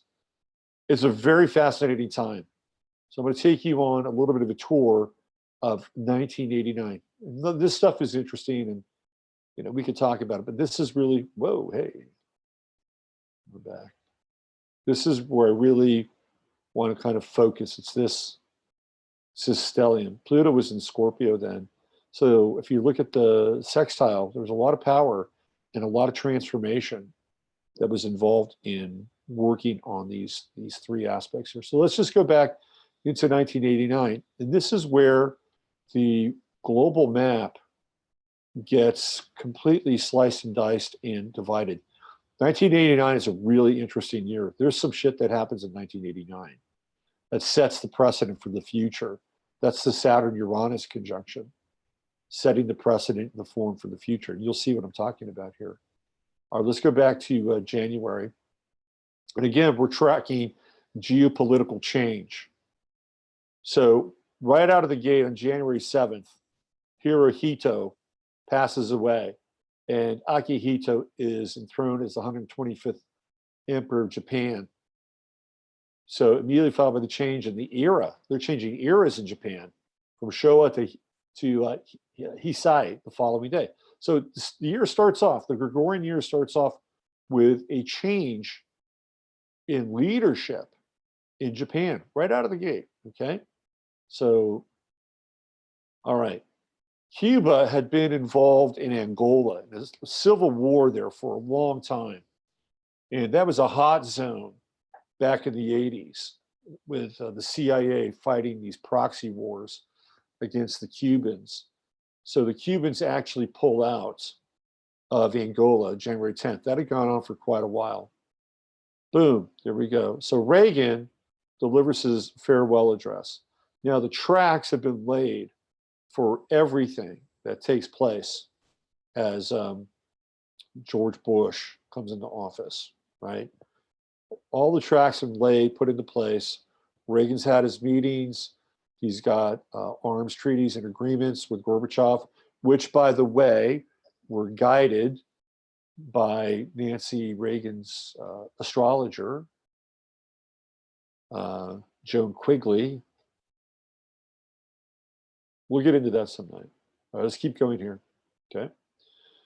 All right, let's see. Well, guess what? We have a shooting at a school in Stockton. How about that?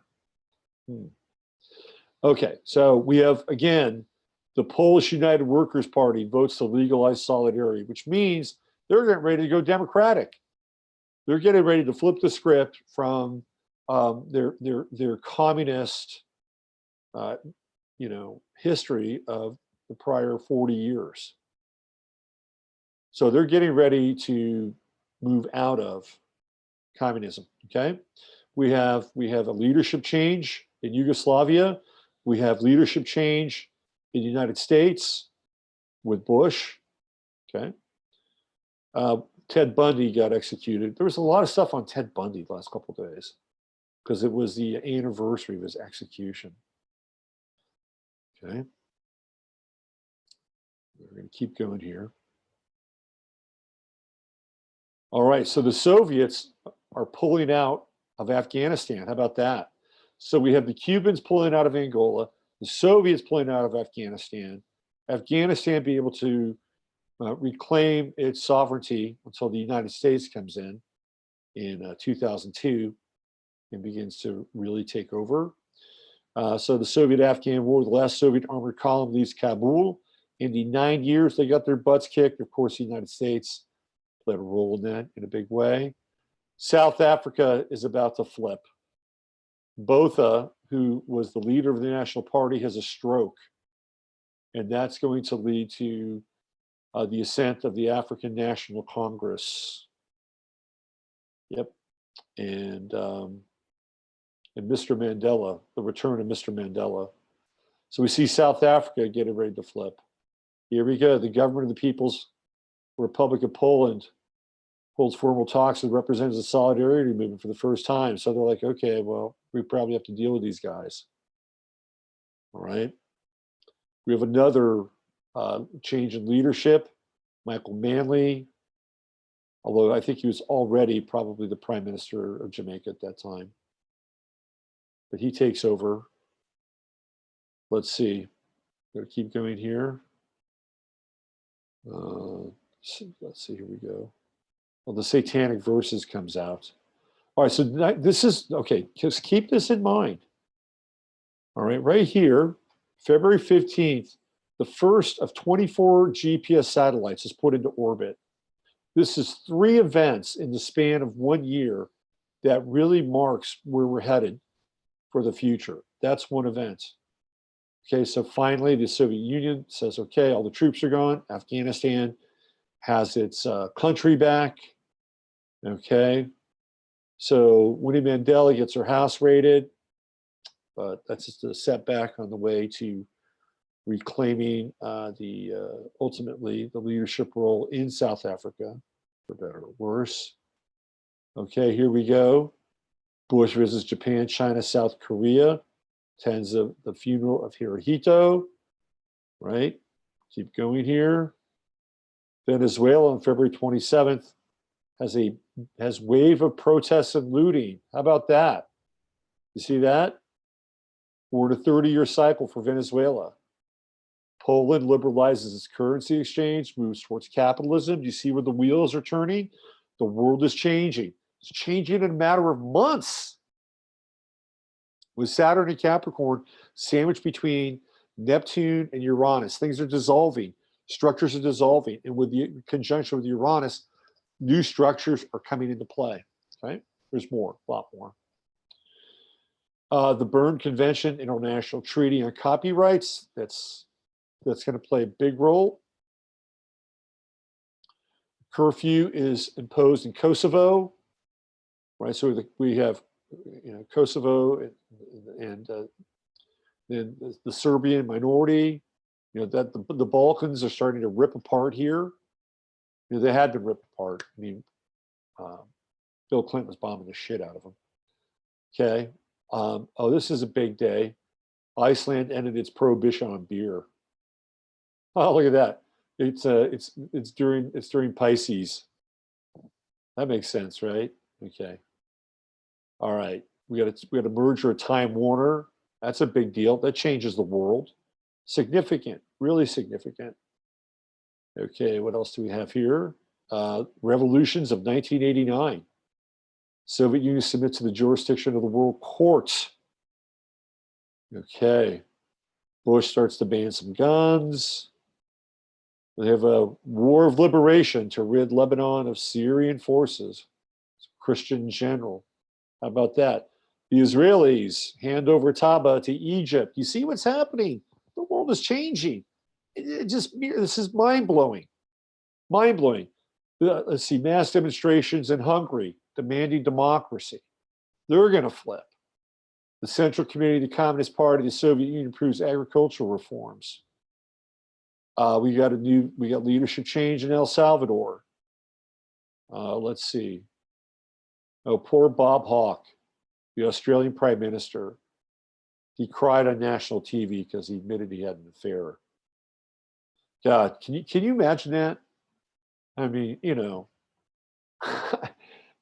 based on what's happening today with the shit that we've seen over the last 2 years and the dark predilections that people have. Hello, John Podesta. An affair is like pretty tame stuff. Okay, we're going to keep going here. All right. So now we have the Socialist Republic of Serbia passes constitutional changes revoking the autonomy of the Socialist Autonomous Province of Kosovo. They're changing. Uh-oh. Exxon oil spill. That's not good. That's pretty bad. Yeah. Let's see, what else do we have here? Oh, first contested elections in the Soviet Parliament. Congress of People's Deputies result in losses for the Communist Party. It's just coming. It's a wave. Can't stop the wave. Starts in January. Look where we are. The world is just completely being reorganized at breakneck speed. There we go. South Africa, right? Border war. United Nations Security Council. Resolution 435. South Africa is about to flip. Now we got a failed coup attempt in Haiti. Man, this is crazy. 89 is crazy. What else do we have here? We got a Tbilisi massacre. Georgian demonstrators massacred by the Red Army because the Red Army's holding on. That's going to end. We got a border war, Mauritania and Senegal. You got grazing rights happening. Let's see. Here we go. April 15th in the month of Aries. We're just 4 months into the year, and the world is becoming a vastly different place. I mean, this is amazing. The death of Hu Yaobang. There he is. Hu Yaobang, high-ranking official, People's Republic of China, right? It begins the Tiananmen Square protests. Bush fucked up. He totally fucked up. But the globalists were telling them what to do anyway. They should have gone in. They should have gone in there and supported the quote-unquote democratic regime change. It'd be a better place for China if we'd done that. So, I mean, they're trying to do something. Look at that. 1989. Every country was going through this kind of, you know, or pretty much every continent was going through these massive regime changes, the reorientation of borders. China was right there with them, right? Here we go. Poland, solidarity, once again legalized. So Poland's about to flip. Let's see what else we have here. We've got Nobuo Takeshita, he resigns, Prime Minister of Japan. Stock trading scandal. Neptune conjunct Saturn, right? Saturn conjunct Neptune, Capricorn. Stock trading scandal. We've got the Prime Minister of Jordan resigning, wake over riots. 1989 was just completely on fire. Totally on fire. And we're only into April. Oh, look at this. Transhumanism. Okay, so we have global positioning satellites. Now we have transhumanism. Genetic modification of adult human beings is tried for the first time. The gene tagging trial. It's right there on May 1st, which is what that's, let's see, we got 22/8, that's 9. That's 9 Taurus. So it'll be interesting to see what happens when Uranus gets to 9 Taurus and actually conjuncts the sun, which has this event associated, tagged with it. Oh, look at this. The Soviet Union issues its first Visa card. How about that? Welcome to the West. Amazing. Absolutely amazing. What else? First crack in the Iron Curtain. Hungary dismantles 240 kilometers of barbed wire fencing. Right there. Oh, this is the one I love. Perestroika. McDonald's opens its first restaurant in Moscow. Construction. and then it'll open on January 31st in 1990. Okay, well, it takes a year. Things are slower in the Soviet Union. We got a little Oliver North, a little Iran-Contra starting to brew. How about that? We got another leadership change in Australia. And now we have Manuel Noriega. He declares void the result of the presidential election. He's like, nah, void. Guillermo Endara, you lose, brother. You lose. Oh, now look what happens. Bush decides he's going to send 1,900 troops to Panama. You know what happens after that? That's not good. Because Lynn can tell you all about that in the chat room. There's some heavy shit that went down in Panama. A lot of Panamanians died. We tested out a bunch of weapons in Panama. We tested out laser weapons in Panama. It's not good. Not good. Let's see. Gorbachev visits China. Okay. We have an Ethiopian coup. More regime change. Got 1 million Chinese protesters in Beijing. 1989. What a year, huh?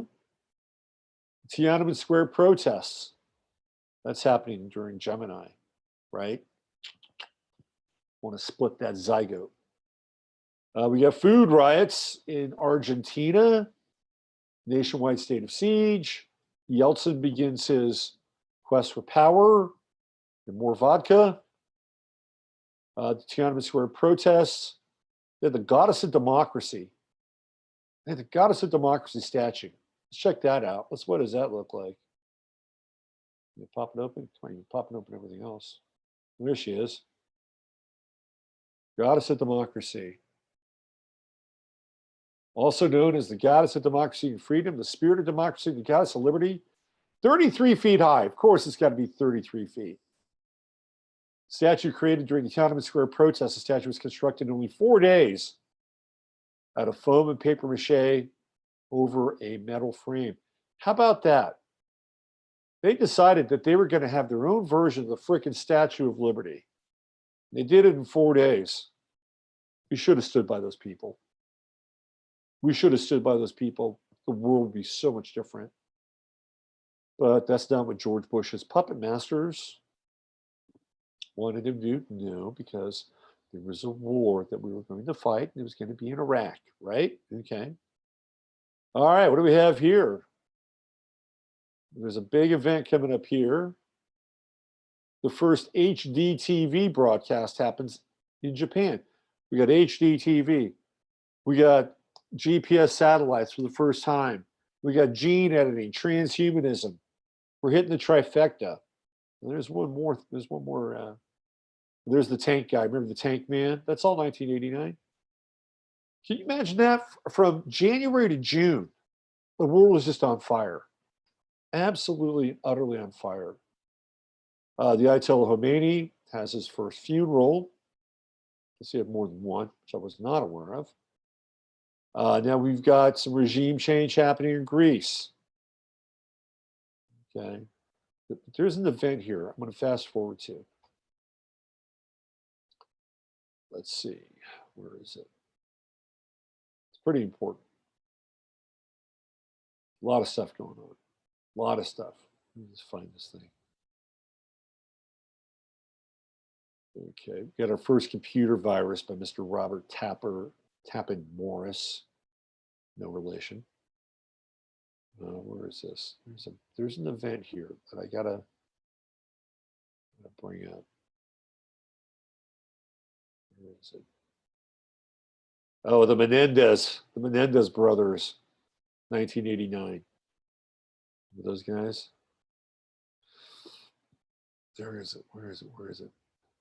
South Africa's falling, right? South African general election, last held under the apartheid system, returns the National Party to power with a much reduced majority. They're on their way out. Let's see, the Labour Party loses in Norway. Big loss. The world is just changing right and left. De Klerk is sworn in, but he's on his way out fairly soon. Where is it? I think we're coming up here. Let me see this here. There's an event. It's like it just sets everything off.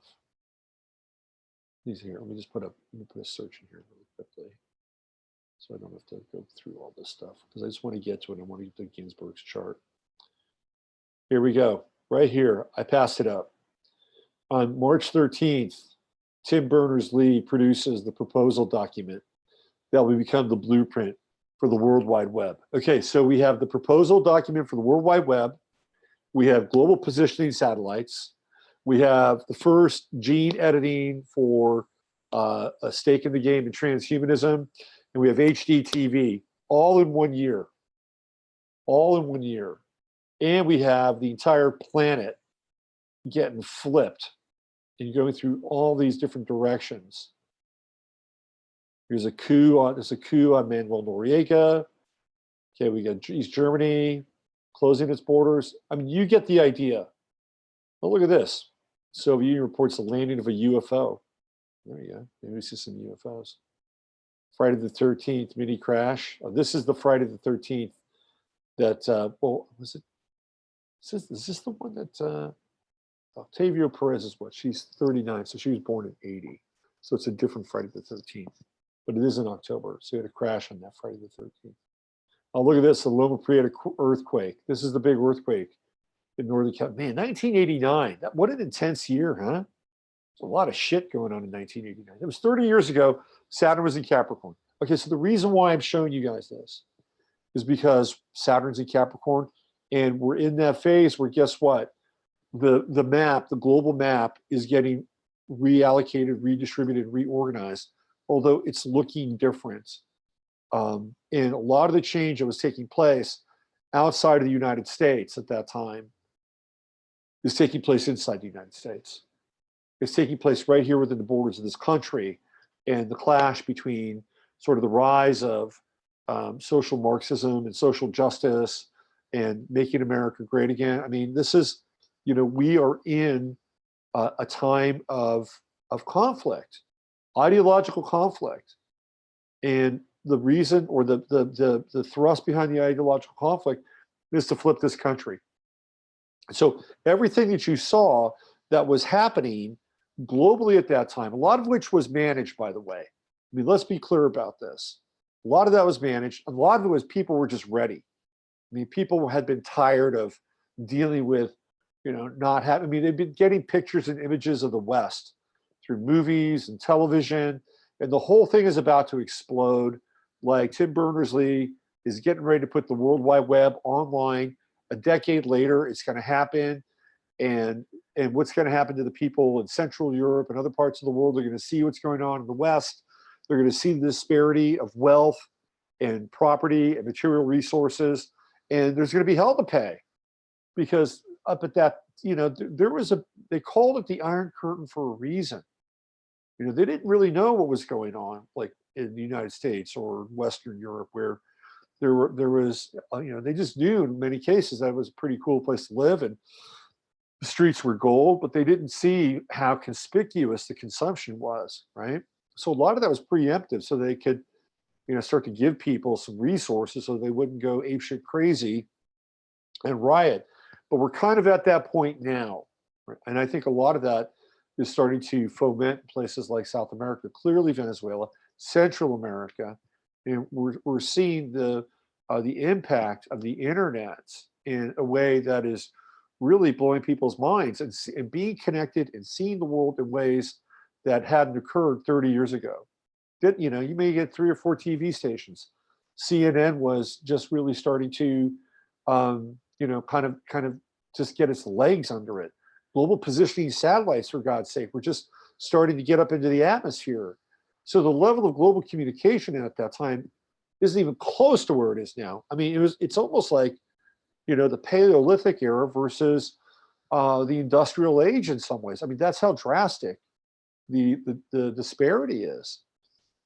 But the change now and the kind of the reallocation, I mean, we still have some of this, right? We still have what's going on in Syria. Clearly that's taking place. We still have what's going on, you know, they're trying to, you know, do the same thing and ultimately in Iran. You know, there's whatever is happening just south of the Ukraine, next to Russia, and of course what's happening in South America. But there's also a different level of the geopolitical map being flipped, and this gets back into what China is doing, and China creating alliances with countries in North Africa, in the Middle East, through the Balkanized states, in Asia. I think there's a very good chance that we may actually see Taiwan change hands. I think that probably is likely before Saturn moves into Aquarius. I would put money on that, by the way. That's part of this kind of this flip, this regime change. But the big regime change, the big action is right here in the United States. So it's still happening. We're seeing it play out in a very, very different way. It's not as dramatic because of the conjunctions with Neptune and with Uranus. That was astrologically, that's why it was so dramatic. That's why it happened so fast. That's why things were able to dissolve so quickly. And that's why the Saturnian oligarchs were able to get in and basically just, you know, end one track and start another one right back up, you know, whether it's Visa or McDonald's. But to me, the thing that really blew my mind, right? Blueprint for the internet, GPS, HDTV, and the first gene editing, all within about 6 months. 1989, I'm on the record that 1989 is probably one of the most important years, not just in modern history, but in history. It's so important because one of the things that also happens is that China pushes back kind of the one revolt, the one revolution. Like there's not going to be a revolution in China now. The people, they've got too many resources. You know, they're I mean, who knows? Maybe there'll be some kind of a religious overthrow, but you know, they're not going to. I don't think it's going to happen in China. That was the chance. That was the opportunity to put in a different model, a different program. But I remember when that was happening. I was like, come on, Bush, get off your ass, do something, go help these people. A lot of people got pretty messed up during that revolution. Like we didn't have their back. You know, we had the globalists back on that one. A lot of people died. A lot of people got organ harvested during. I don't think they had the organ harvesting technology the way they do now. All right, let me get into the chat room. I'm going to do Ruth Bader Ginsburg's chart. You guys have any questions? Have you come up with any questions? Let's see. What do we got here? Death of Khomeini. I couldn't believe the news. I know 1989 was off the chain, man. Is Europe doomed? I think Europe is in big trouble. Really big trouble. All right, sticky marks. We'll be safe. I think the EU is in trouble. You know what to do next week? I'm going to do next week's Super Bowl Sunday, huh? I don't know if I'll have a show. I tell you what. 2 weeks from now, I'll do the EU's chart, and we'll look at the EU. Check that out. See what's going. What else do we have here? Bob Hawke was a CIA asset, helped bring down the Whitlam government. Soily knows that. She's on it down in Australia. Did you see him cry on TV? Did you see him cry?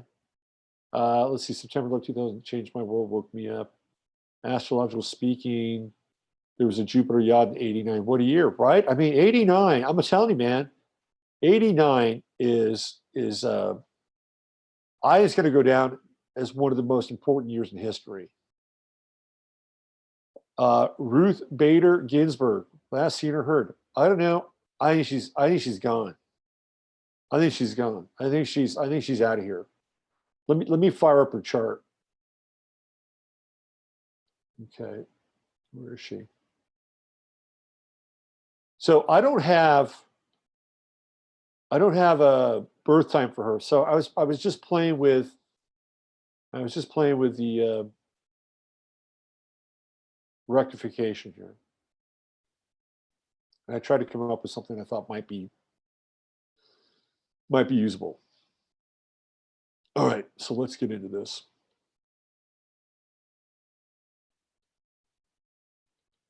Okay. Here we go.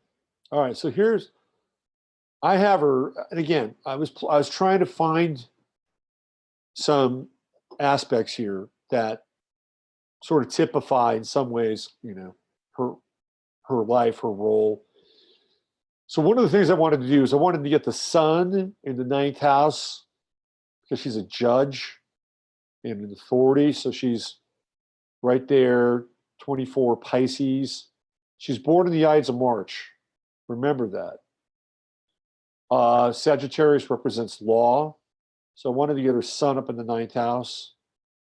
And the midheaven, again, this is just a rough estimation, but the midheaven here is in Aries. She has Mercury in Aries. So I thought, oh, that makes sense. Let's put Mercury in the midheaven. Because, you know, she's somebody who, you know, broke the mold, right? She was a pioneer. There's even a movie out on her now, Uranus 10th house, breaking the mold.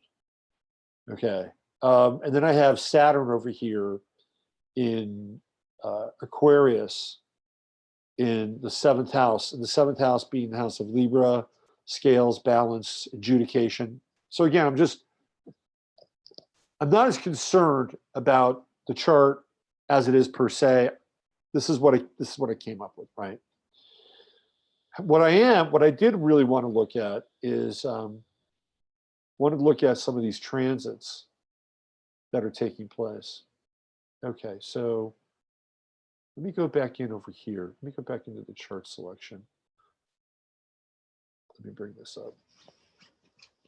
You guys doing okay? It's a little late for some of you. 10:30 on the East Coast, and you guys on the West Coast, it's only 7:30. You just finished your dinner. You're on your second or third glass of wine by now. Okay, so what I want to do is I'm going to put in the descending node. Do that there. Come on. Let's do that. Some aspects to Chiron. Let's throw a little Lilith in RBG's chart. Okay, let's do this. Here we go.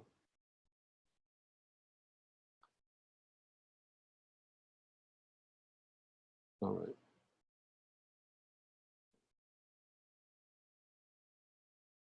Okay, so here's what I'm looking at in her chart. It actually kind of makes sense in some ways with Pluto in the 12th house. By the way, I was looking at people who have Pluto in the 12th house. There's a lot of really famous people with Pluto in the 12th house. Maybe we'll get into that 2 weeks from now. We'll get into Pluto in the 12th house. We could do the EU chart. I was shocked by the amount of like celebrities with Pluto in the 12th. It's got to be something around being driven at a really deep level with Pluto, and also probably some kind of trauma that has propelled them or connects in with that sense of being driven. Anyway, that's a different discussion for another time. But here we go. Here's the true node. This is one of the reasons why I thought that this ascendant could be workable, because when it goes into that 12th house, behind the scenes, right? It's very close as it is. That means that the south node is coming around here, and RBG has, guess what? A Pluto-Pluto opposition. Right there, you see that? Usually when people go through the Pluto-Pluto opposition, they generally don't make it, right? Especially in this case, if Pluto is in the sign of Capricorn, which happens to, at the very least, represent, you know, the Capricornian ascent to the highest court in the land. And Pluto in Cancer, of course, being a woman, right? Being a woman judge, right? She's not the first one, but yeah, wasn't that Sandra Day O'Connor? Anyway, the Pluto opposition, at the very least, it is the end of her career. I'm telling you, she's done. Unless they manage to take her somehow to Camp David and clone her bony old butt and bring her out. But she's done. This woman's done. She's done. And if she does come back, I'm telling you, she's a clone. And not only is she done, I think she's I think she's gone. I think she's gone. I think she's transitioned. And if she hasn't, I'm telling you, it's going to happen soon. Because look, here's the South Node. It's coming around. It's right there. South Node is right there. Ascending node at 26, transiting Pluto right there. That's at 21. They're very close. They're with an orb. South Node. So South Node, the true node on Pluto, Pluto, right? What is Pluto? It's the planet of death, transformation. I think she's gone. That's my 2 cents here, right? I think she's gone. Cue Apollo notes. She's gone. Now this is dangerous, because if that's the case, and if she's on life support, she's not coming back, she's gone, or she may be just gone in general. If she's gone, there's another thing going on here. They're like playing a slow game so that Trump cannot name another Supreme Court justice. They can have her on ice. Plus, they're not doing any kind of rulings right now, because they have, it was kind of like that time after, what's his name? Got off down in the chicken ranch here in the south of Texas. They couldn't do anything. Well, they can't do anything because it takes, you've got to have a 5-4, and they got a 4-4. So there's no adjudicating going on at a high level, right? So I think what they're probably doing is they've either got her on ice, she's in a coma, or she's gone. And I'm thinking she's either close to gone or she's gone. I'm saying she's gone. Now she could pop up tomorrow and it's like, well, the astrologer got it wrong. But these are aspects. Now, if somebody lives through a Pluto opposition, like, how old is she? 33. So she's 85. Is that right? 86. A lot of times, if a person lives through a Pluto opposition, they'll hit 100, or they'll get high into their 90s. But that's like kind of the last frontier, that Pluto opposition. But I think what's happening is that they've got her on ice, or she's gone, and they're trying to extend this thing out. They're going to try to get Trump out. They're going to try to get Trump out of here, because they don't want him to name another Supreme Court justice. And it will, I mean, talking about really tilting the balance, although the 2 jokers that he put in, they haven't really helped the conservative cause much at all. One is decided that they want to, allow, more abortions and more funding and all that. And then the other, Gorsuch made a major ruling on immigration. He made a major ruling on immigration. Basically, he was the guy that made this ruling and interpreted, he was kind of the lead justice on this thing. The moment somebody from another country puts their foot on American soil or the corporation of the United States soil, they get due process. They have to go through this whole process, right? Whole process. Boom. All they got to do is just one little tiny toe. That's it. That's it. They can't toss them back. They got to go through this whole process now. And Gorsuch was the guy that essentially defined that and rubber stamped it. And it's kind of a big deal when it comes to immigration. So look, Trump does not have. If you're somebody who's on the left, or you're a social justice lover of social justice, I think you want Trump. You want Trump to name the next Supreme Court justice, just like you wanted Trump to name Robert Mueller to be the head of this investigation. Trump's made all these incredible hires, and very few of them have actually worked out for him. To be quite honest with you, it's true. I think she's gone. But I think that there's something here. She's born on the 15th of March. That's the Ides of March. That's a day you want to watch out for. And I talked about this on my webinar, and I talked about this the other day. That's the day that correlates to the play, Julius Caesar, that was running in Central Park right after Trump got elected. And of course, Caesar was portrayed by somebody playing Trump. And at the end, you know, they stab him. So that's the Ides of March. We got March 15th with Ruth Bader Ginsburg, and we have March 15th coming up. I think it's a pretty significant day. It's also my mother's birthday. Very significant. So I think she's out of, I think she's gone. And to be honest with you, if she's not gone, she's not long. She's either on ice, she's comatose, or she's out. And I think she's out. That's my 2 cents. What do you guys think? What do you think? You think RBG is around? What do you think of my idea and sort of the strategy behind all of this? What do you guys got? Let's see. Grand Water Chime, man, I should have taken notes. I stay up all night, hey. Eating some leftovers. Jack Nicholson has Pluto in 12. I'm telling you, Pluto in the 12th house people are freaking famous. They are famous. There's intensity with Pluto in the 12th, right? I think she died. I think she's gone. Alito. No, it's not Alito. It's the other guy. Got her on ice. Let's see what else we have. Maybe they cremated her.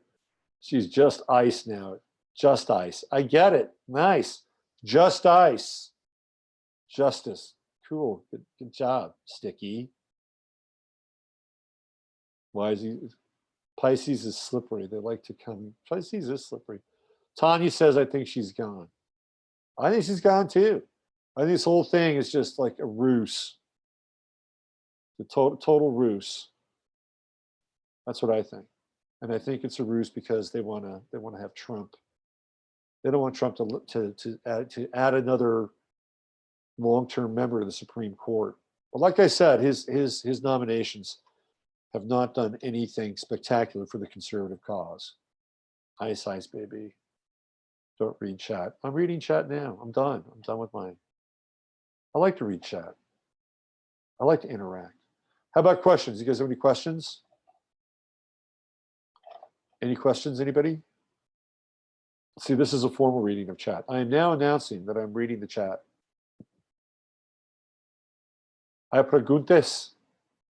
Scalia, thank you. Yeah, that's Scalia. Wow. I did Scalia's chart, his death chart. Shit happened there. Can you imagine another Supreme Court farce? I could, Lynn. I could imagine a 3-ring circus right about now. I think we're ready for it. And we need another circus. Go off on your own. All right, I'll go off on my own. I'll go my own way. Questions, anybody? Any questions? Questions? Anything astrologically? If you guys want to, pop something up. It's your time. Your time.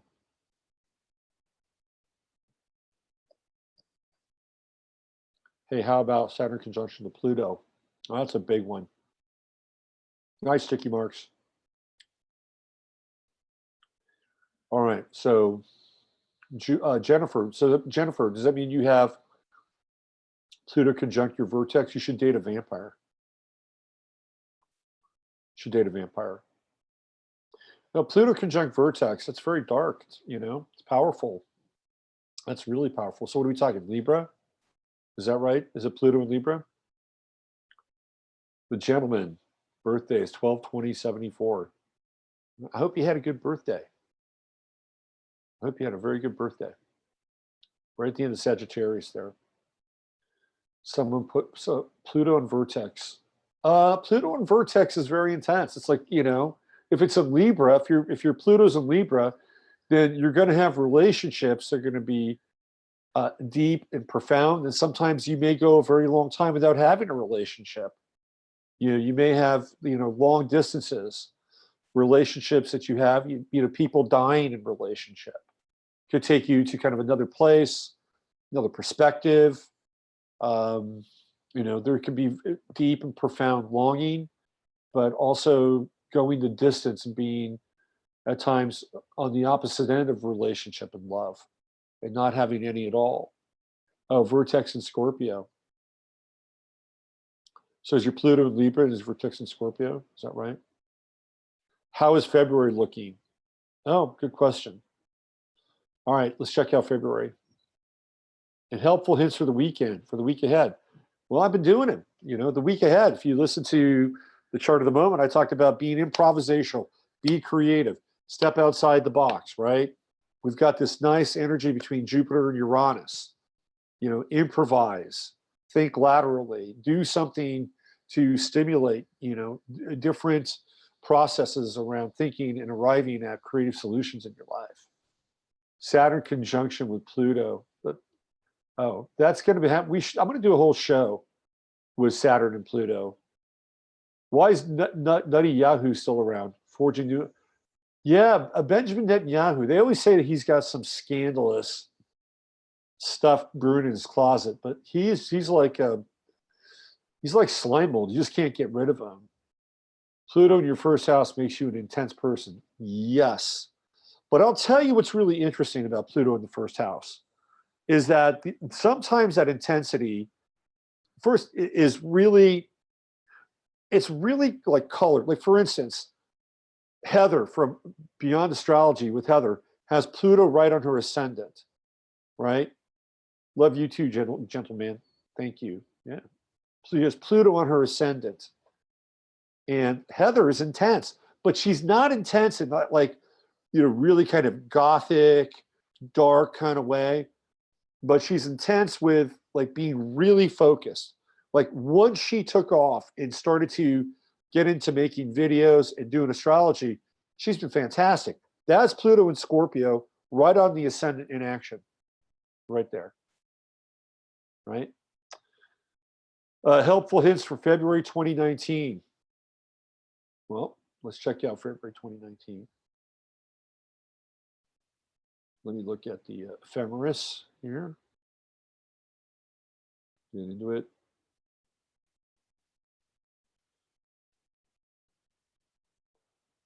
Let's see what we got. All right.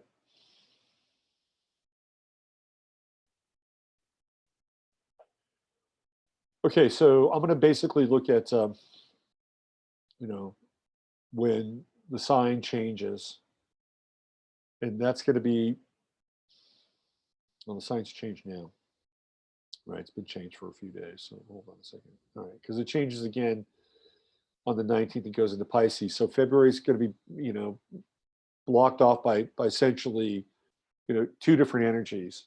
From the 1st through the 18th, we're dealing with Aquarius, more detachments. There's going to be kind of, you know, the thing about Aquarius is this, right? In a time when there isn't a lot of like intensity and volume on the social scale, the social meter, Aquarius tends to be a bit more detached and a bit more cool and a bit more observational. But when things are hot, when there's a revolutionary spirit in the air, and clearly there is one, I believe that the energy and the intensity will be turned up in February, at least through the first 3 weeks of February, because it follows the pattern that's already been set in place. And that pattern was set in place when Uranus was in Aries.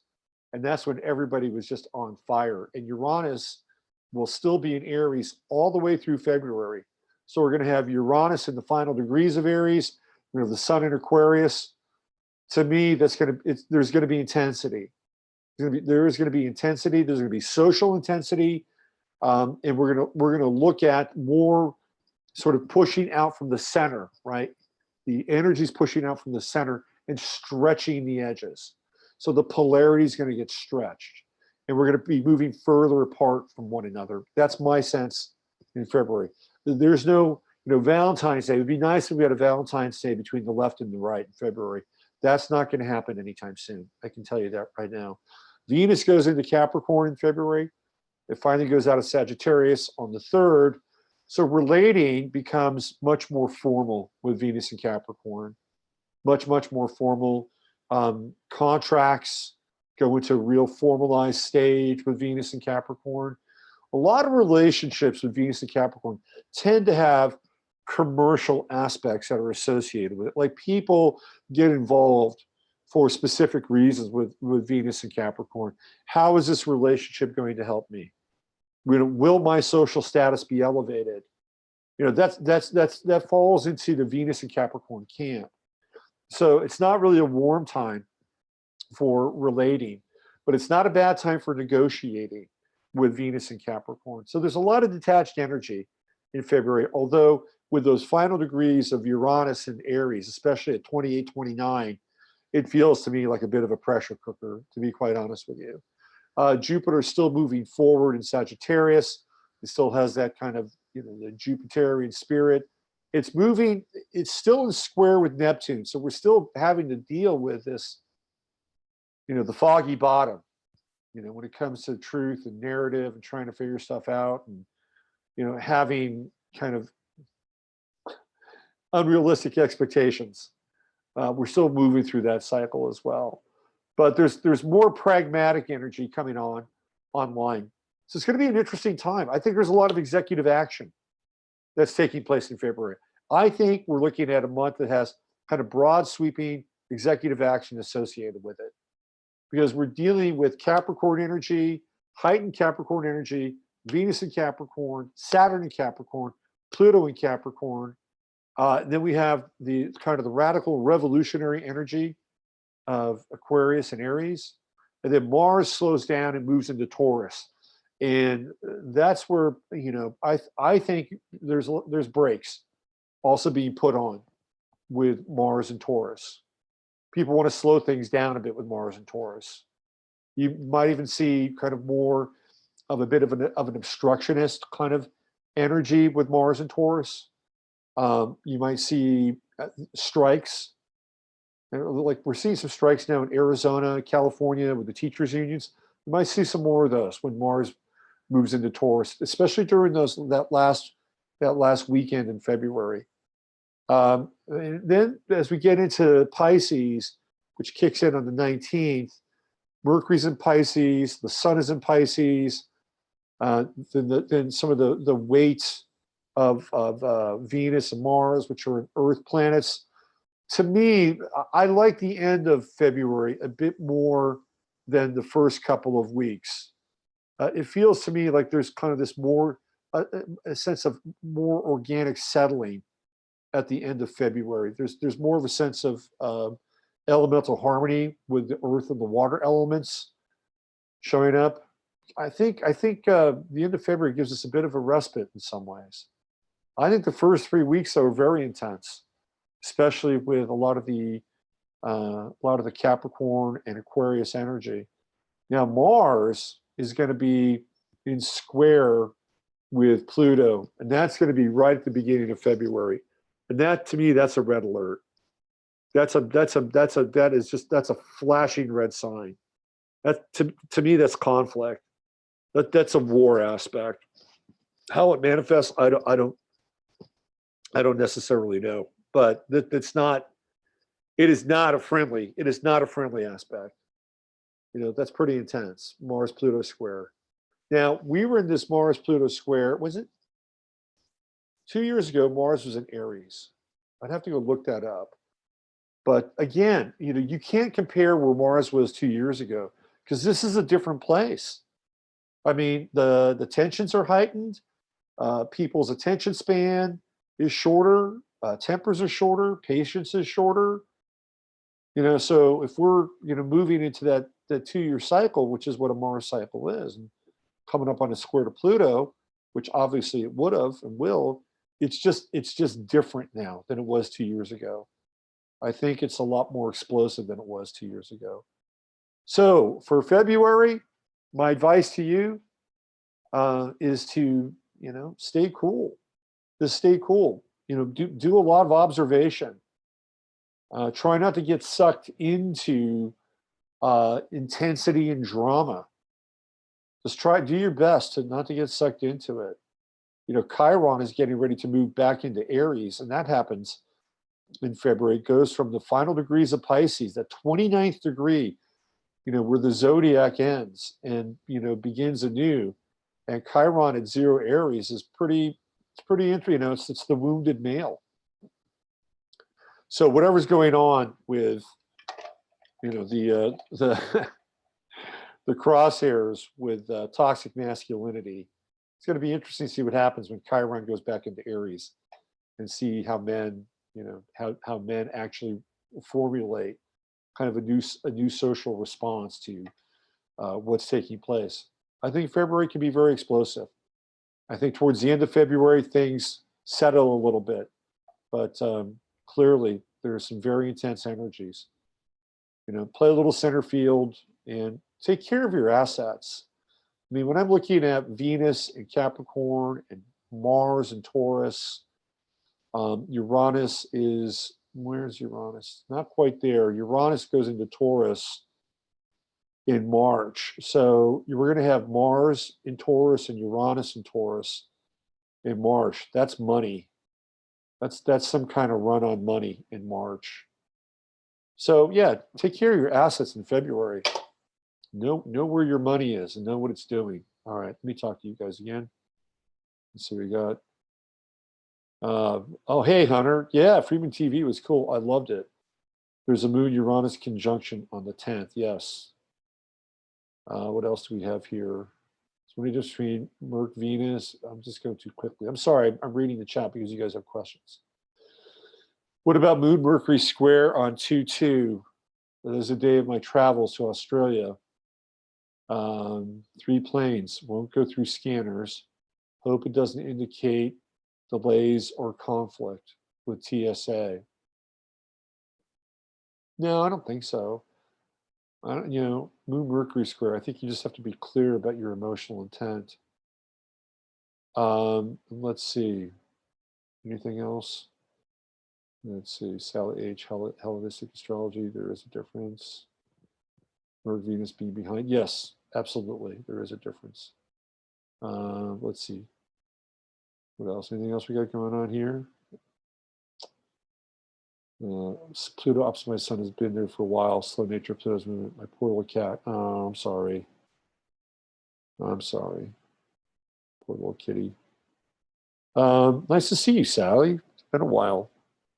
Okay, I think we're done. Let's see. We started at 7:30, 10 o'clock, 2.5 hours in bulk. February 2nd in bulk. That's going to be right on that Mars-Pluto square, isn't it? Interesting. Very interesting. Yeah, one of the things that I talked about yesterday or Saturday in the webinar, with all the stuff that's going on in the world, it just gives us an opportunity to get better, right? It gives us an opportunity to get better. It's to have our own version of evolution and mutation inside of our own lives. So don't freak out. Just don't freak out. Everything's going to happen according to plan. And there's some good things that are going to take place. And a lot of it has to do with how we're able to evolve throughout all this, because we're coming online too. 2.5 hours. Where else are you going to get 2.5 hours of astrology without a paywall, without a Patreon? I'm sure somebody does it. But thank you very much for showing up tonight. Really appreciate you guys. I'll be back tomorrow with 15 minutes of flame. Hey, you're welcome, Joe. Hey, Jennifer, you're welcome as well. And I'll be back tomorrow morning, 15 minutes of flame. She'll have a lot to talk about, as we always do. Use your head to discern what's real, your heart to say what's possible, and just have a wonderful, wonderful week. Until next week.